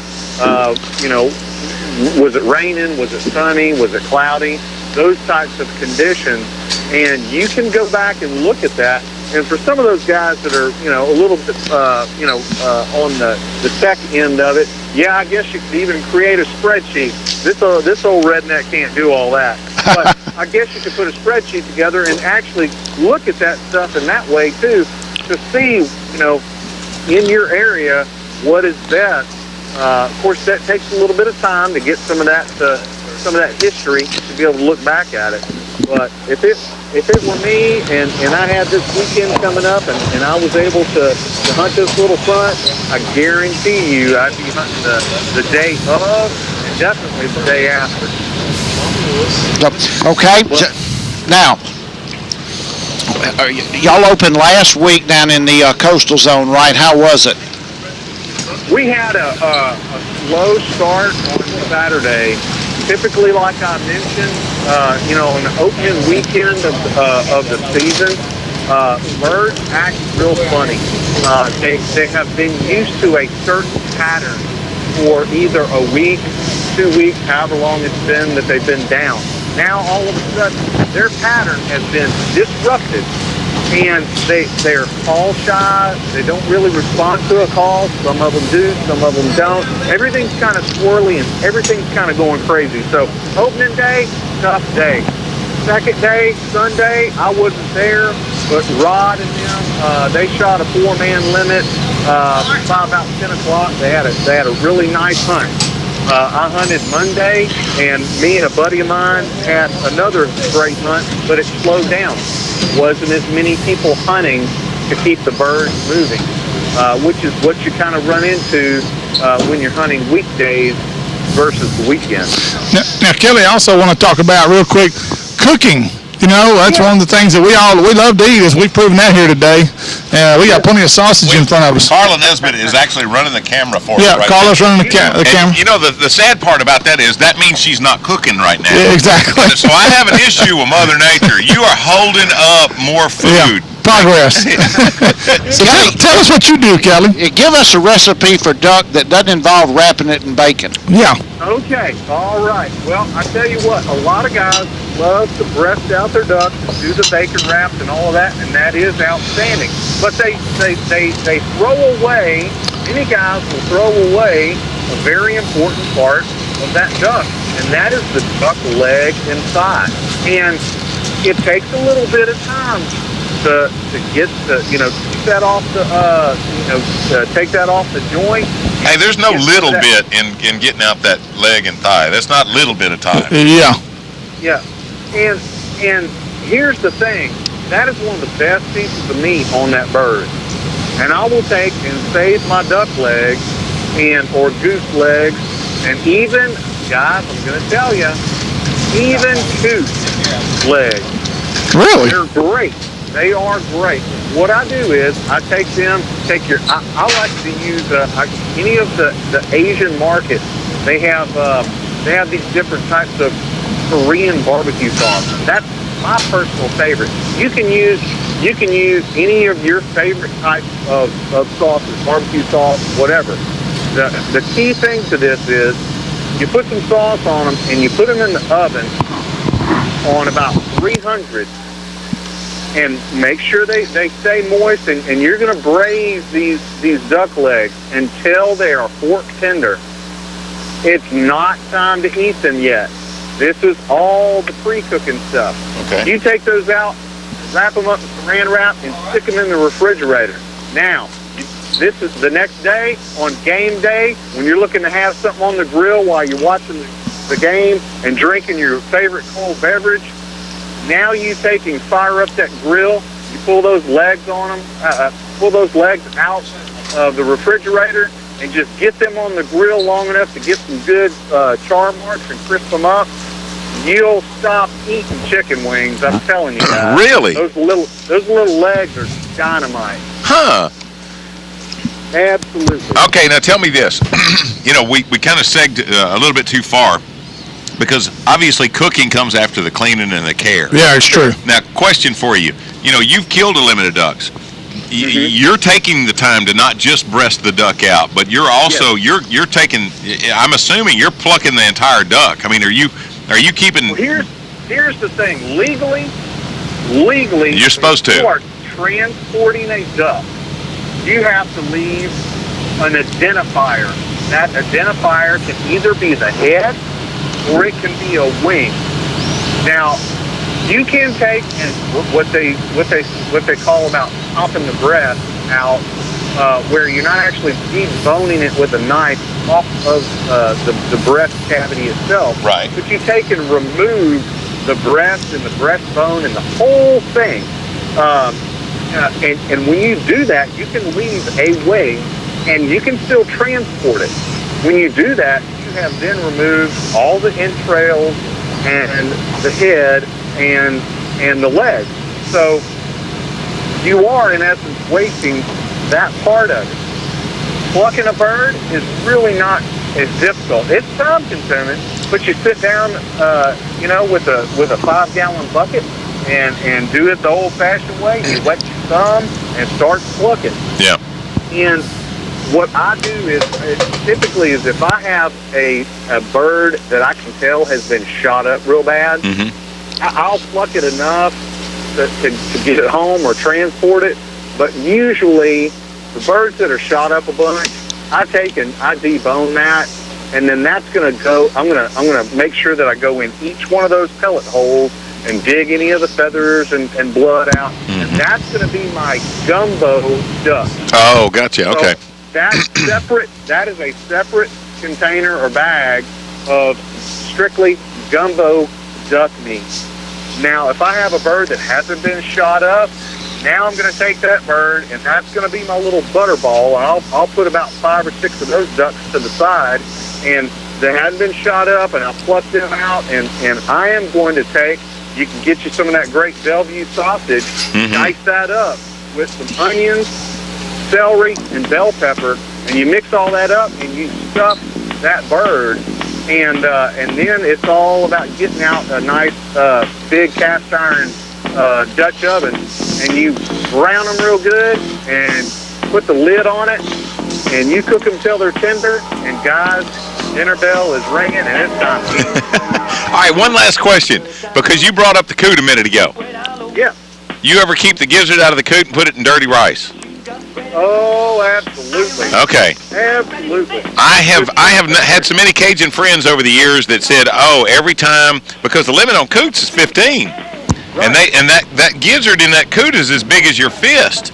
And they say it is phenomenal in dirty rice, and I've had it a number of times and was pretty impressed. Yeah. There's a real interesting way of cleaning a gizzard where you don't actually cut into the center of it. You cut to the outside, so you don't get any of that other foul tasting stuff. Yeah. And absolutely, that's good stuff. Okay. Well, you're gonna have to show us that one day. We need to get a how-to video one day. From start to finish, you cleaning a duck. And then preparing a meal. We need to get that on our That'd be website. awesome. Yep. You think you could do that? Because, you're always posting on Facebook some of the stuff that you cooked. Yeah. Okay. I'm a foodie for sure. He's Kelly Haydale. Haydale's Game Calls opening weekend this weekend. If you haven't stocked up yet, if you haven't picked up your DR85 or any of the incredible calls that they've got, or if you need a deer grunt, if you hadn't taken care of that yet, need to run by one of the local retailers, you can go to their website, find out who's got them close, and assure yourself, because I think it's against the state law to duck hunt without a Haydale's Game Call. I think you're right. I think that was absolutely. Yeah, that was the rumor that they passed around last year. So just don't want to don't want to have anybody getting tickets or that's right. hunting without we your don't have more outdoor outlaws. Hey, thank you, brother. Appreciate it, guys. Y'all take care. All right. Next week, are we doing it again? Yeah. Week 7 next week. Duck Hunting 101 with Kelly Haydale from Haydale's Game Calls. You don't want to miss that. We are live today at Bellevue Meat Processing in Bellevue. A little bit of light rain falling, but we got all kinds of free goodies for you. Carla's still cooking. She's holding the umbrella. Yes, she is. She's a doll. Chris does not pay her enough. No. When God took his rest on the 7th day, on the 8th day he made Carla. Because he wanted to be fresh. Yeah, exactly. Hey, come by and visit with us at Bellevue Meat Processing. It's Hook It Up and Track It Down. 1130, The Tiger.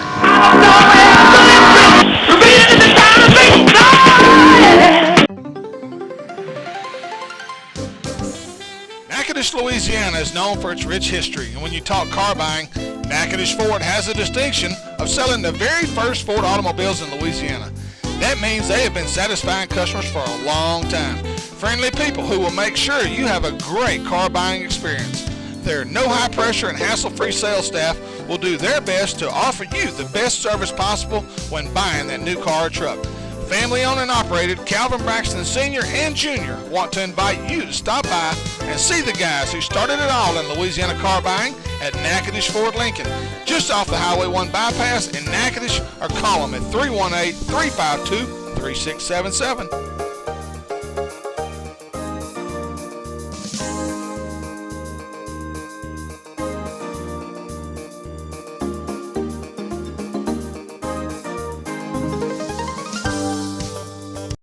Hello, I'm Troy Umbehagen. We at Natchitoches Nursing and Rehabilitation proudly support and watch TV17's local programming.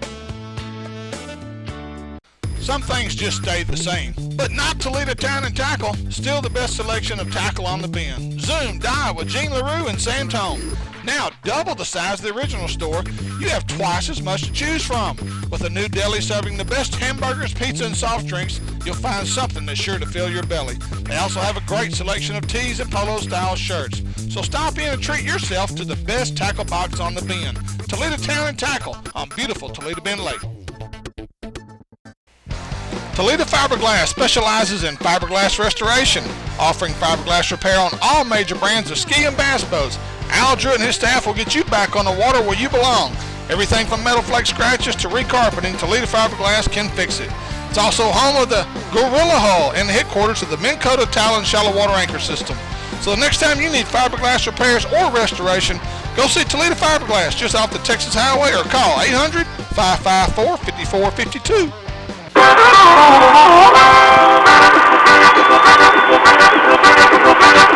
Welcome back. This segment presented by Candyman Pet Lodge, Vicious Fishing Line, Natchitoches Power Sports, and Davis Clothing Outdoor. Hey, if you missed today's show, no problem. Tune in this and every Saturday morning from 6 to 8 right here on 1130 The Tiger for another round of awesome outdoors radio entertainment. Once again, here's Gary McCoy, Mike Eccles, and Steve Graff. Take it away, guys. And today, if you haven't been tuned in, we are live at Bellevue Meat Processing in Bellevue. Chris, you started off. I mean, you were like a little punk kid running around. Chris Nesbitt, the owner. Your father-in-law had this place. Pee Wee did. Yes, sir. And you started working. Were you in high school? I was actually in college. It was my little side job. Right. He told me, he said, go to Tech, finish that engineering degree, and I was dating his daughter at the time, and of course I'm sure he wanted me to do a little better. And so I was still over at Tech trying to finish that up, and got a little distracted, and we ended up making a go of this place here and got it built up. Well, it's amazing now in that you take a place, because people tell you all the time it's location, location, location. And for a deer processor, this is prime location. This I believe is location. You bet. And of course, I want to believe, and I think we do. We make a quality product, and people. Actually, Gary, we've got a good location, but we're getting more and more folks that are coming from further off. Yeah, Orlando, Florida. Yeah. Well, we've got there's a customer from Florida comes up here and hunts. We've got 3 weeks ago, I had 2 gentlemen back to back from Little Rock, Arkansas. Wow. They didn't even know each other, but I know what happened. They had another customer from Little Rock last year. He passed out some of our sausage to some folks. That's what happened. They handed it off somebody else, and that's how we built a business up, is by truly word of mouth is how it's spread. Well, no, see what's happening. He's word cheating. of mouth. Chris is cheating. He's got Carla in there cooking sausage now. Yeah. And when people come in and they sample some of this stuff, that's just cheating. No, that's not cheating. But if it is, if you ain't cheating, you ain't trying. That's right. There you go. One of the most important things that you have told us over the years is that if you get a bad product, you can't turn a bad product into a great product. No, people have to care for that deer when they get it here. Get it here as quickly as you can. Get it on ice if you can. If you're not going to skin the deer, come straight here. We don't need to be riding all over Halton or Benton or wherever, showing everybody the deer off. That's why God made cameras. That's right. And so many of them have cell phones now. They can take a picture of it, and it's on YouTube or Instagram or Facebook real quick. Yeah. But yes, sir, it's all about that when the deer is first harvested, you've got to get it taken care of. If you're going to do it yourself, you need to get that thing field dressed. You need to get it washed out. You need to get it on ice. Yeah. You got to reduce that. It's a bacteria load. Mm-hmm. As soon as that animal's harvested, and that heat starts building up a bacteria load inside that animal, and if you don't reduce that by dropping that temperature below 50 degrees, then that meat's going to start aging, which is just the early stages of spoilage. Right. And so I don't need it to come to me in bad shape. I need it to come good, fresh, and you want it in good shape. And if it isn't in good shape, then we'll have to throw it away or heavy trim it. Typically, if it's bad enough, then we'll just have to throw it away. This time of the year, when the weather's kind of warm, I mean, if a guy were out hunting today, like my Uncle Gary shot that nice buck this morning, he came straight here. We've had a number of guys that have come in. We just met a gentleman a minute ago, Vernon. Just super, super nice guy, and they know the drill. Yeah. They come straight here when the animal's down. But let's say that I'm hunting this evening, and it's warm, and I harvest a deer, and I can't find that deer. Tomorrow morning, is it too late? It is. It's too late. It doesn't get cold enough in Louisiana for that deer to be in good shape. I think what has happened is there's too many of these hunting shows that on TV where somebody harvests a deer and they shoot it that night and then they go back out the next morning and maybe they are in colder environments, colder places, but it really has to drop the temperature down in the inside of that chest cavity to keep that animal from spoiling to start occurring. Right.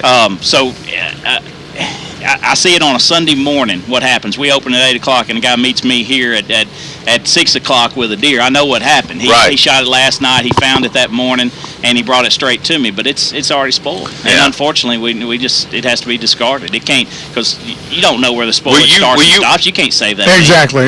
Will you be able to recognize those signs immediately? I think the term is organoleptic, sight and smell and that. Now, I can recognize that after doing it for so many years. Yeah. We can see that, but right off the bat, if I know it's been out, or if we had one come in the other day that was shot that morning. They found it about 6 hours later, and it was already spoiled. Wow. And, so that's one of my questions I've got. If I shoot a deer in Natchitoches and I want to bring it all the way to you, don't gut it, how long can you not? What's the best way to how long can you go without gutting a deer to bring it in? Well, I can't tell you there's a certain time, but I'd say within 3 hours it needs to get here. Okay. And Natchitoches, depending on how long it takes you to get it loaded. Right. And then you've got an hour and a half. You're going to be right at 3 hours. Now, don't get me wrong. We've got a lot of customers out of Natchitoches. We got customers out of Monroe, Ruston. Right. Then South Louisiana. But a lot of those guys are cleaning that deer and going ahead and getting him on ice. Those are on ice. Right. Yeah. And those are, we take in a lot of ice chest orders, which are fine. We'll take it in any way you want to bring it to us. You told me the story, and a lot of people might not have thought about this. If you've got the freezer space, but you told me the story about a couple of families in South Louisiana last year, and they traditionally harvest their deer, they quarter them up, and they freeze them, and then they bring them to you all at one time at the end of the season. That's correct. It's a school teacher out of Alexandria, and her family likes to use us, and they will bag them up, put them in the freezer. But the one thing I found that they do that really works is they take they're farmers in Alexandria, and they have feed sacks, and they take these leftover sweet feed sacks or corn sacks, and they put their pieces, their hams, their shoulders. They'll put them in a plastic bag. They'll stuff them, freeze them, then stuff them in a feed sack, which has multiple layers on there. It's probably usually a wax layer and then 2 or 3 layers of paper, and that'll protect that meat just as good as anything. You don't have to go through food safe or vacuum pack it. You don't have to tape it up. Yeah. Just roll it up in that feed sack, stick it in the bottom of that chest freezer, and then bring it all to me at once. Right. Now, Chris, with your new facility here, your new showroom, by the way, Carla says she was the decorator. Let me tell you what. It's first class. My boy's the best processor on the planet, but I'll tell you right now, he couldn't have decorated that. No. Well, I just want to say this one thing. Social media being what it is today, folks, also here you'll find now at Bellevue Meat Processing, the Wall of Fame, hooking up and tracking down Wall of Fame that Chris has been nice enough to post on his wall in here for us and really for him too. So when you bring your deer and you get your photo, you get to put up on the Wall of Fame right there, get to see all the big deer been coming in here. That's right. We got some had some really good bucks come in this past weekend. You can go to our Instagram, our Facebook. can go to our website, but typically the Facebook, Instagram gets on there a little bit quicker. But we've had some good heavy horn bucks already starting to come in. Isn't that crazy? I mean, because really, if you were drawing a composite of the prime hunting season, this has been anything but. I mean, it's been warm. It's been, we've had a number of wet, fronts. Wet. Yeah, we had 3 wet weekends in a row. Yeah. Well, even on Friday night, we normally have some cold Friday night football games. We ain't had a cold Friday night yet. You know what? I want to ask you one other old wives' tale that we pass around the deer camp, and I think our preacher Gavin Spinney is the one that started this. When you clean it's a lie. Yeah, that's what I thought. Okay. When you clean a deer and it's raining, is it bad to get rainwater on that deer? I don't. I'm more worried about you getting pine straw and dirt on it than I am rainwater. Rainwater to me is kind of God's gift, but I guess if we lived in a high polluted environment, I just blame Gavin. I made that up. Yeah, I'd be fine with the rainwater. I'm more worried about the other things that can get on it. Yeah. So as far as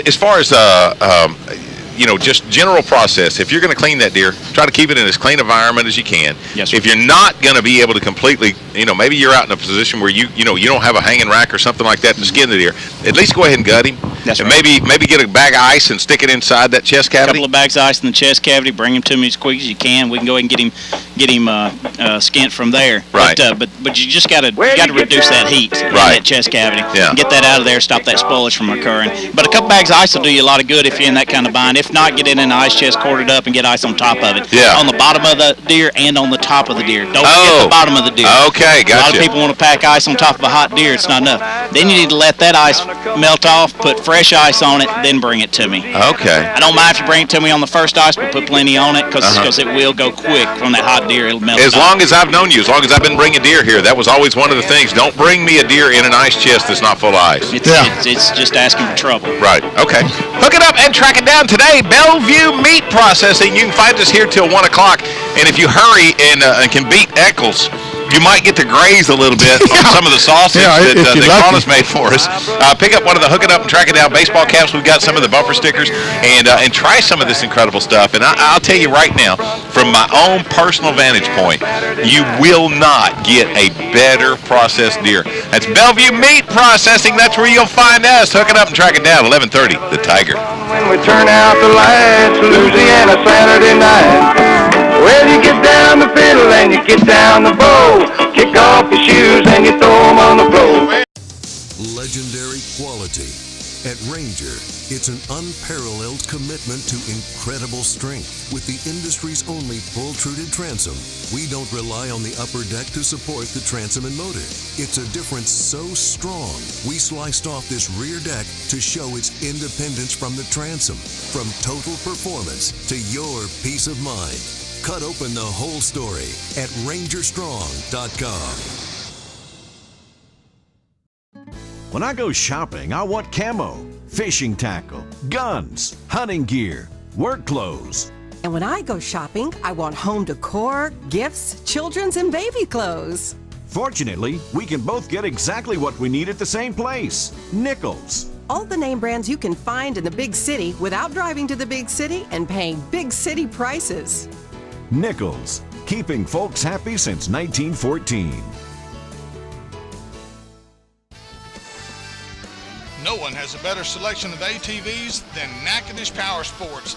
To see Yamaha and other top name brand ATVs, go to Natchitoches Power Sports, located at 367 South Drive on the banks of beautiful Cane River in Natchitoches, Louisiana, or give them a call at 318-352-8174.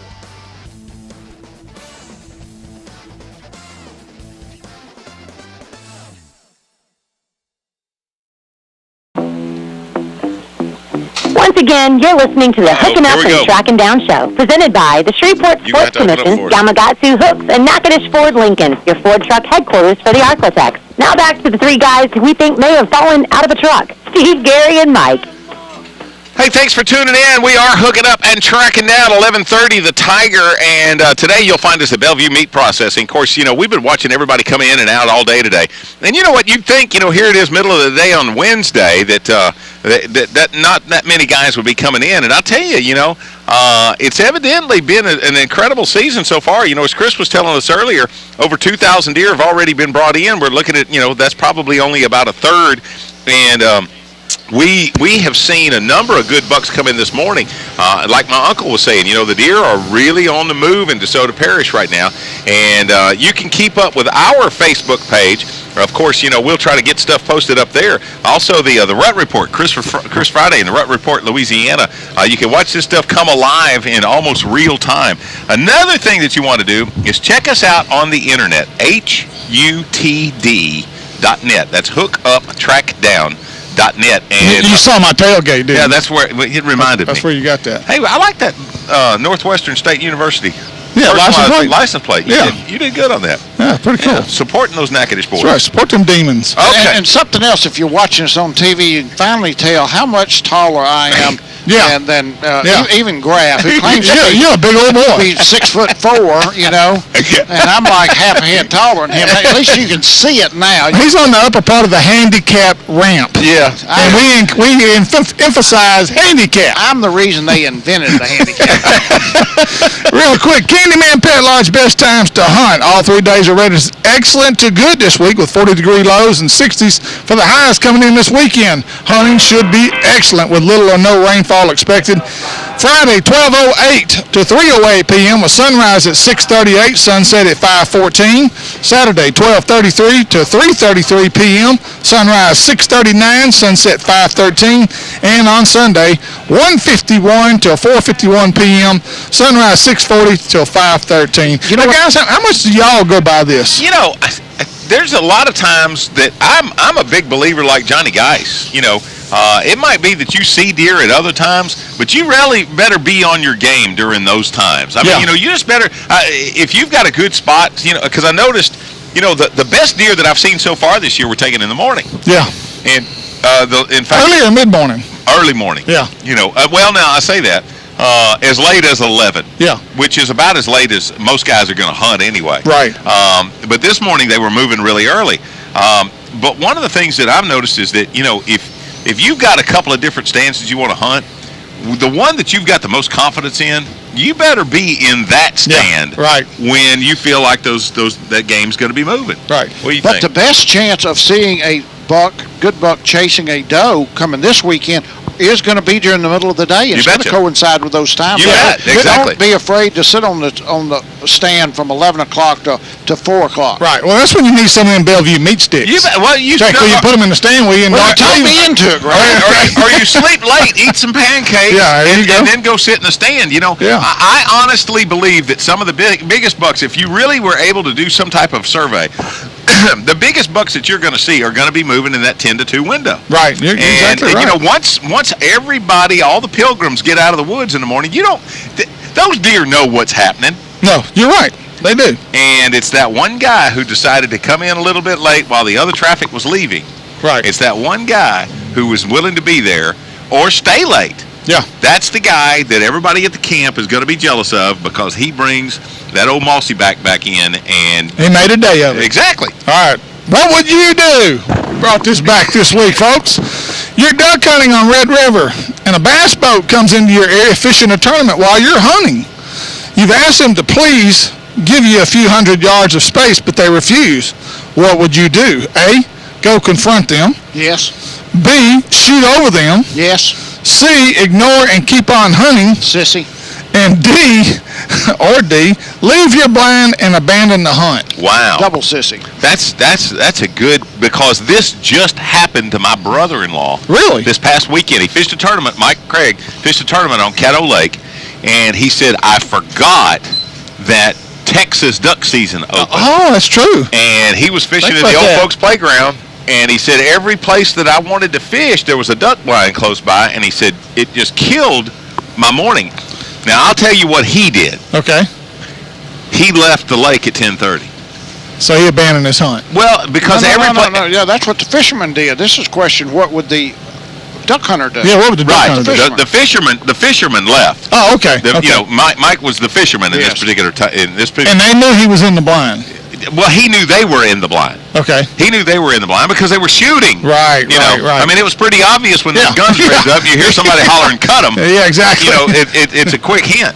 But he decided, you know what, everything that I had was around these duck blinds, and he was courteous enough to not kill their.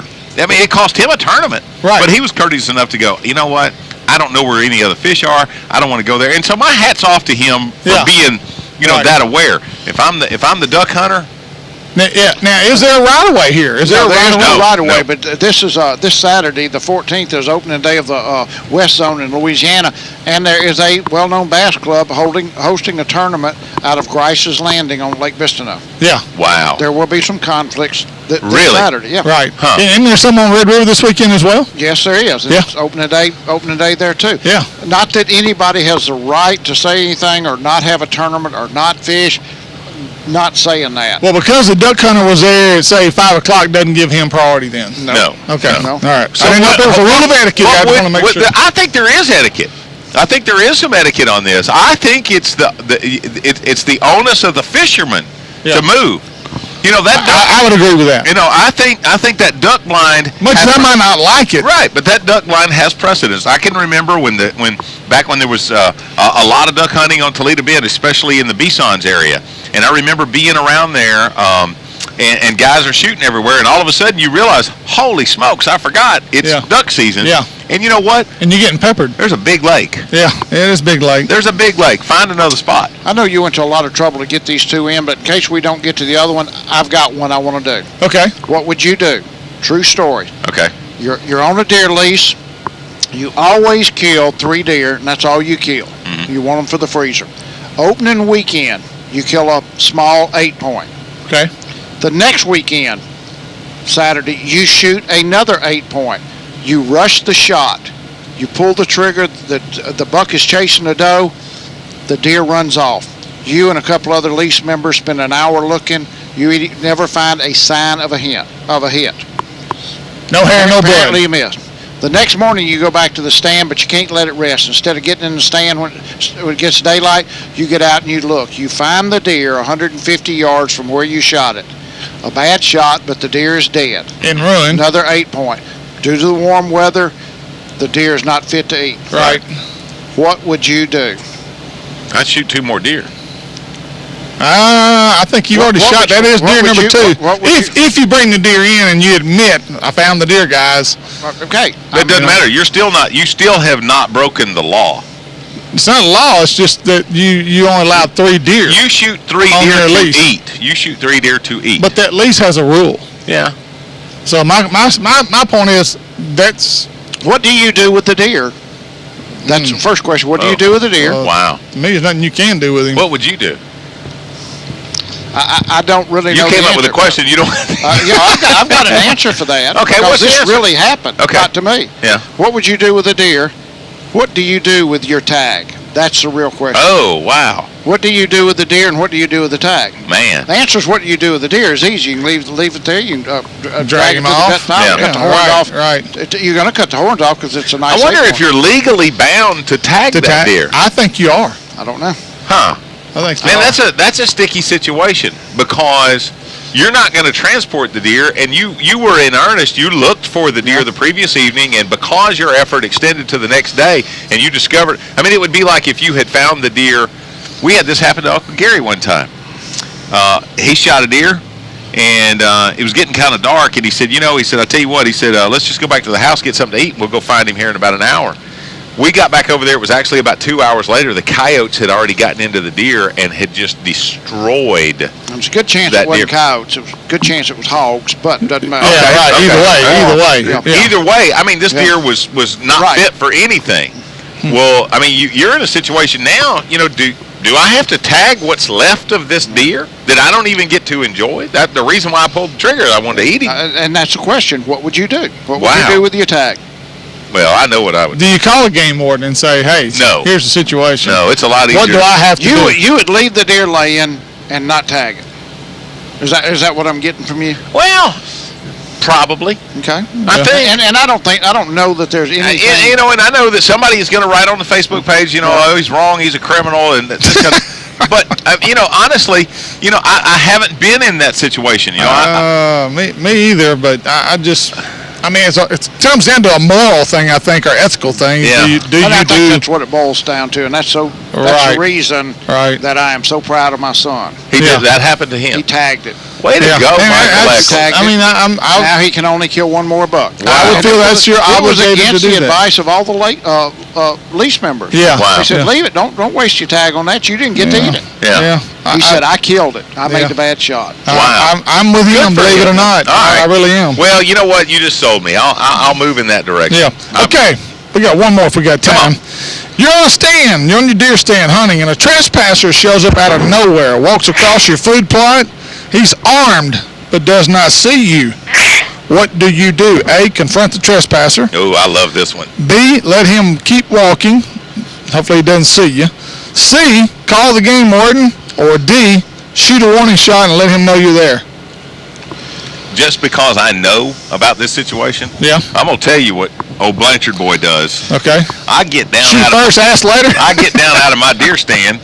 We have a go to Jesus meeting while I've got the sheriff on the phone en route, and then I proceed to tell the sheriff where I will be escorting this young man out of the woods. Right. And then I do want to press trespassing charges on this young man. Right. That happened. Who said he's a young man? But do you know if he decides to walk off, you cannot hold him? I can follow him. You can follow him, but you cannot restrain him. Even if he's trespassing? Not legally. Absolutely. Not legally. You cannot physically restrain him or take his gun from him. Wow. I did not know that. You can't make a citizen arrest. No, Barney, you cannot. Hook it up and track it down. We're at Bellevue Meat Processing in Bellevue. Just a few more minutes. Come on by. Get one of these free Hook It Up and Track It Down baseball caps, some of the window stickers that we've got. And sausage. Try some of this sausage, Good gosh, man. We are at Bellevue Meat Processing in Bellevue, 1130, The Tiger. Life is good today. Way to go, Mike. Well, the plains are down. As a kid growing up in the country, I have a great appreciation for what a country store is all about.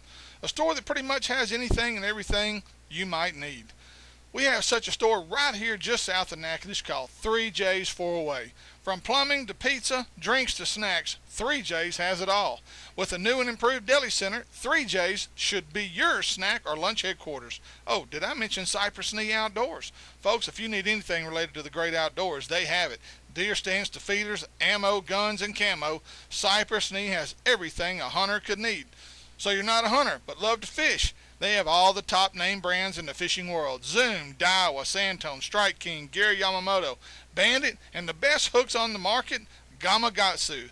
This is a place that has it all. So let John Abraham and his great staff take care of all your grocery and outdoor needs by making the 10-minute drive just south of Natchitoches at the intersection of Highway 1 and 120 at Cypress Knee Outdoors. The Hooking Up and Tracking Down Show knows about some good food, and the folks at Silver Star Barbecue and Steakhouse know great barbecue. From the best ribs and brisket in the South to high-quality steaks, Silver Star will have you loosen up your belt before you leave. Looking for that special place to host your next event? Look no further. Silver Star will not only host your next event, they'll come to you with their awesome catering service. Don't wait any longer. Make sure to book your next event now. Call 318-752-3633. That's Silver Star Steakhouse and Barbecue just off Highway 80 in Bossier City. When I go shopping, I want camo, fishing tackle, guns, hunting gear, work clothes. And when I go shopping, I want home decor, gifts, children's and baby clothes. Fortunately, we can both get exactly what we need at the same place, Nichols. All the name brands you can find in the big city without driving to the big city and paying big city prices. Nichols, keeping folks happy since 1914.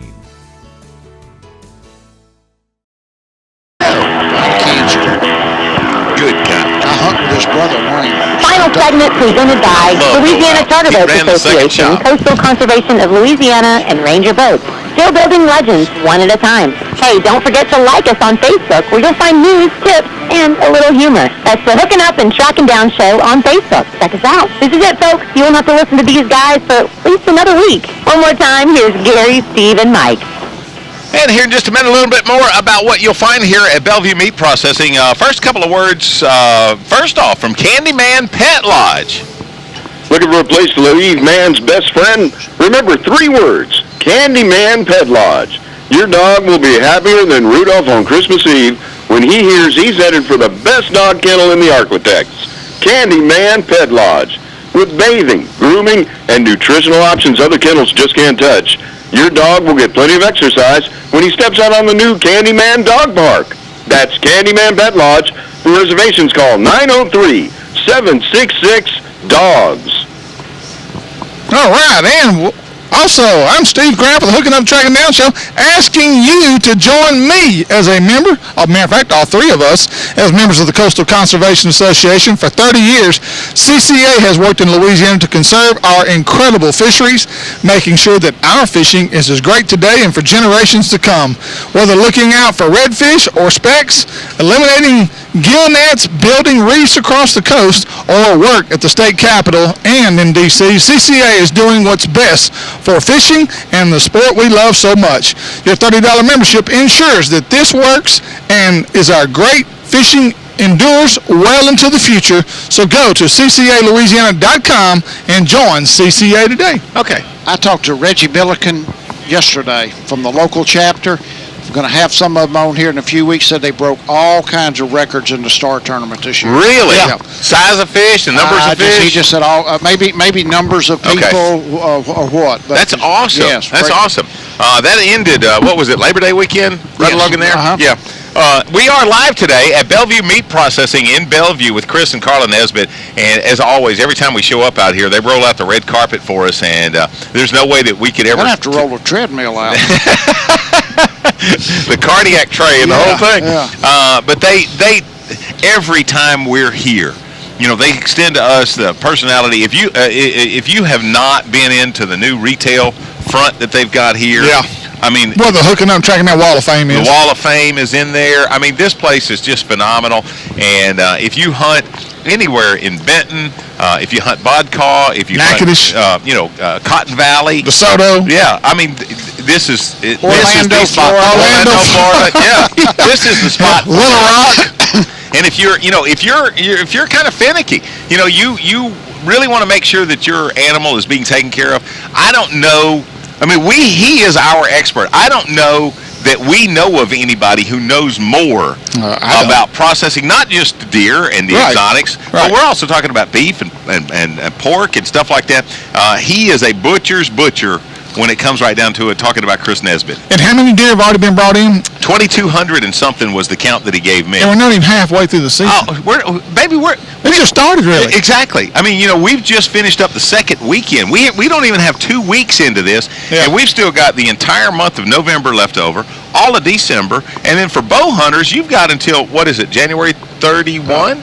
Yeah, and the last week in January. That's right. That's exactly right. This could be a record-breaking year. Now, one of the things that I want to discuss as we start to close the show is this front is coming in tomorrow. You got maybe a little bit of vacation time. You think maybe I could take off a day or two. If deer are like ducks, and what Kelly was talking to a little while ago, and I think they are. I think fish are the same thing. You probably want to spend tomorrow and Friday in your favorite stand. Agree or disagree, Mike? I agree because unlike fish, the day after the front is a tough fishing. Worst day. Yeah, exactly. But seems like deer, when you have a couple of cloudy days or you have a storm, the minute it breaks and that sun comes out, it clears, it seems like they just come out of the woodwork. That's when you want to be on the stand. You bet. Yep. One of the things that I'm looking for. Right after the front. Right. One of the things I'm looking for is a good morning with a frost.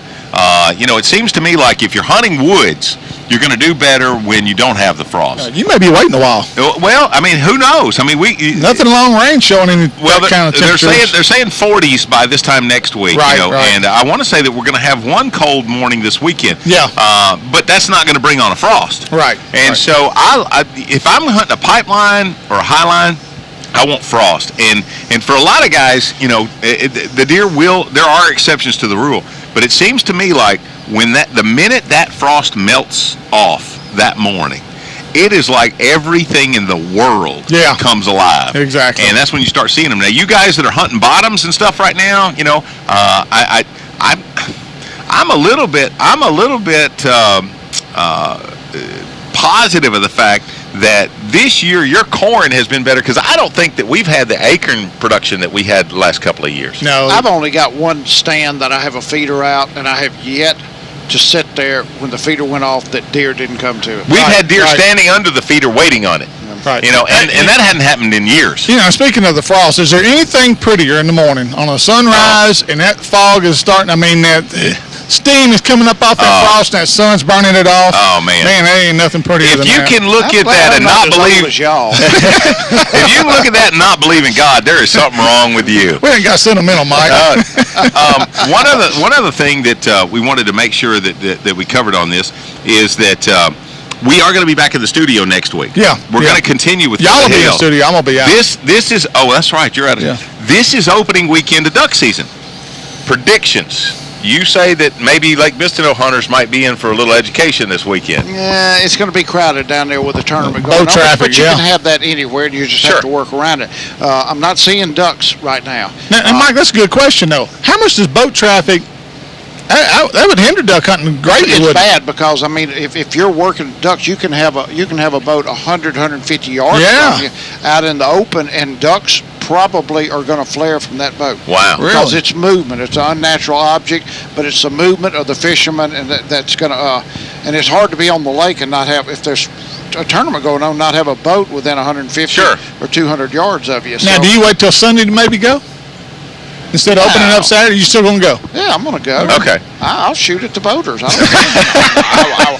understand. I mean, I've actually got 2 tournaments, not by my choice, in the year. I try not to ever put a fishing tournament on. Right. But the boat show tournament, January the 16th, will be the next to the last weekend of duck season. Yeah. Okay. Winding down the west zone. It's not a big deal. The Cash Splash Championships, always the last Saturday in September. That's the last weekend of our early teal season. Yeah. Gotcha. I hate it. I don't do it intentionally, but there's so much going on you can't avoid everything. Right. And speaking of tournaments, next week we're going to cover the entire Elite Series schedule for 2016, but they are coming back to Toledo Bend. Oh, March 4th through the 6th, so I'm looking forward to that. Number 1 fishery in the entire country. Excuse me, May 12th through the 15th. I'm sorry, I had the wrong date there. Toledo Bend, May 12th through the 15th, which is normally when they come, May. Yeah. Hey, I just got a note. I wanted to say hi to my buddy Cody Davis. He says, I wish I could have made it out there today. Good show today, Mr. Gary. Cody Davis. There you go. So, Cody, hey, thanks for listening. Cody and his daddy, Bobby, I'm telling you, if it flies, swims, or runs, they're going to shoot at it or throw something at it. They're like the outlaws we talked about earlier, huh? No. They're not shooting road signs? No. Okay. Not at all. Fantastic, guys. One of the things that you want to take into consideration, obviously, is this weekend. You know, is with it being opening weekend of duck season, maybe you hadn't been in that blind in a bit. Be careful. Oh yeah, everybody's gonna be, but that's not gonna happen. People have been in their blinds. If they're gonna hunt this weekend, they've been out, cleaned it up, brushed it, got their decoys out already. Some of them will do it Friday evening. Okay. Somebody will be putting decoys out Saturday morning. Right. Okay. One thing, guys, we need to talk about. Hey, your trailer. Don't ignore your trailer. We already saw a guy pull up here in the parking lot today. He had to do a little trailer work. Nuts. Yeah, tighten some lug nuts. Check your trailer out when you're hauling your stuff around. That's one thing kind of gets neglected. Oh, you forget about it. Yeah, you do. It's just back Take there. it for granted. That's right. I do. If you've got a Labrador Retriever in your backyard, check the wires. Mine is eating the wires off 3 trailers. No, come on. Oh my gosh, yeah. They eat that right after they get through. When the bottom of the bowl is showing, they go for the wires. Yeah, and after the wires, they'll eat a tire off. I want to thank Chris Nesbitt and Carla for having us today. You betcha. Bellevue Meat Processing. If you hadn't been here, you need to head this way. If you have been here, you know we are hooking up and tracking down 1130, the Tiger. Here's this week's final word. As a parent, we have to pick our times to share our beliefs with our kids and grandkids. But there's no better place than on a hunting or fishing trip where you can get one-on-one time with youngsters to educate and influence them. That's what I call quality time. A time to talk about wildlife management and conservation. It's the chance to talk about traditions and how to be a great outdoorsman and appreciate God's great outdoors. Till next week, remember to take a kid hunting or fishing, and may God bless till we meet again with more. Hook it up and track him down. Natchitoches, Louisiana is known for its rich history, and when you talk car buying, Natchitoches Ford has the distinction of selling the very first Ford automobiles in Louisiana.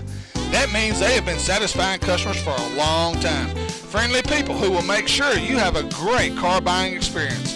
Their no high pressure and hassle-free sales staff will do their best to offer you the best service possible when buying that new car or truck. Family owned and operated, Calvin Braxton Sr. and Jr. want to invite you to stop by and see the guys who started it all in Louisiana car buying at Natchitoches Ford Lincoln, just off the Highway 1 bypass in Natchitoches, or call them at 318-352-3677.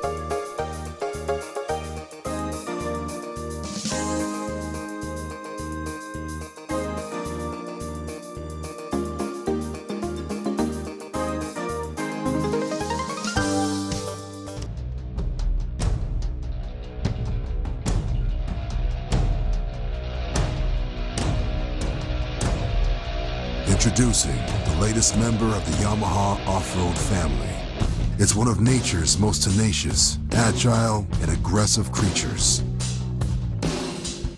It thrives in the most remote, rugged, and tightly wooded territories.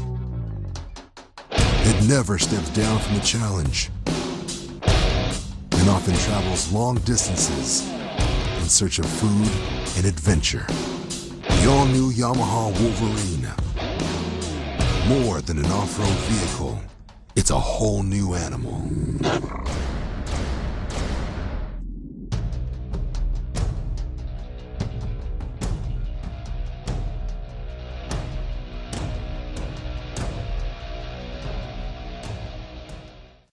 In Natchitoches, Louisiana,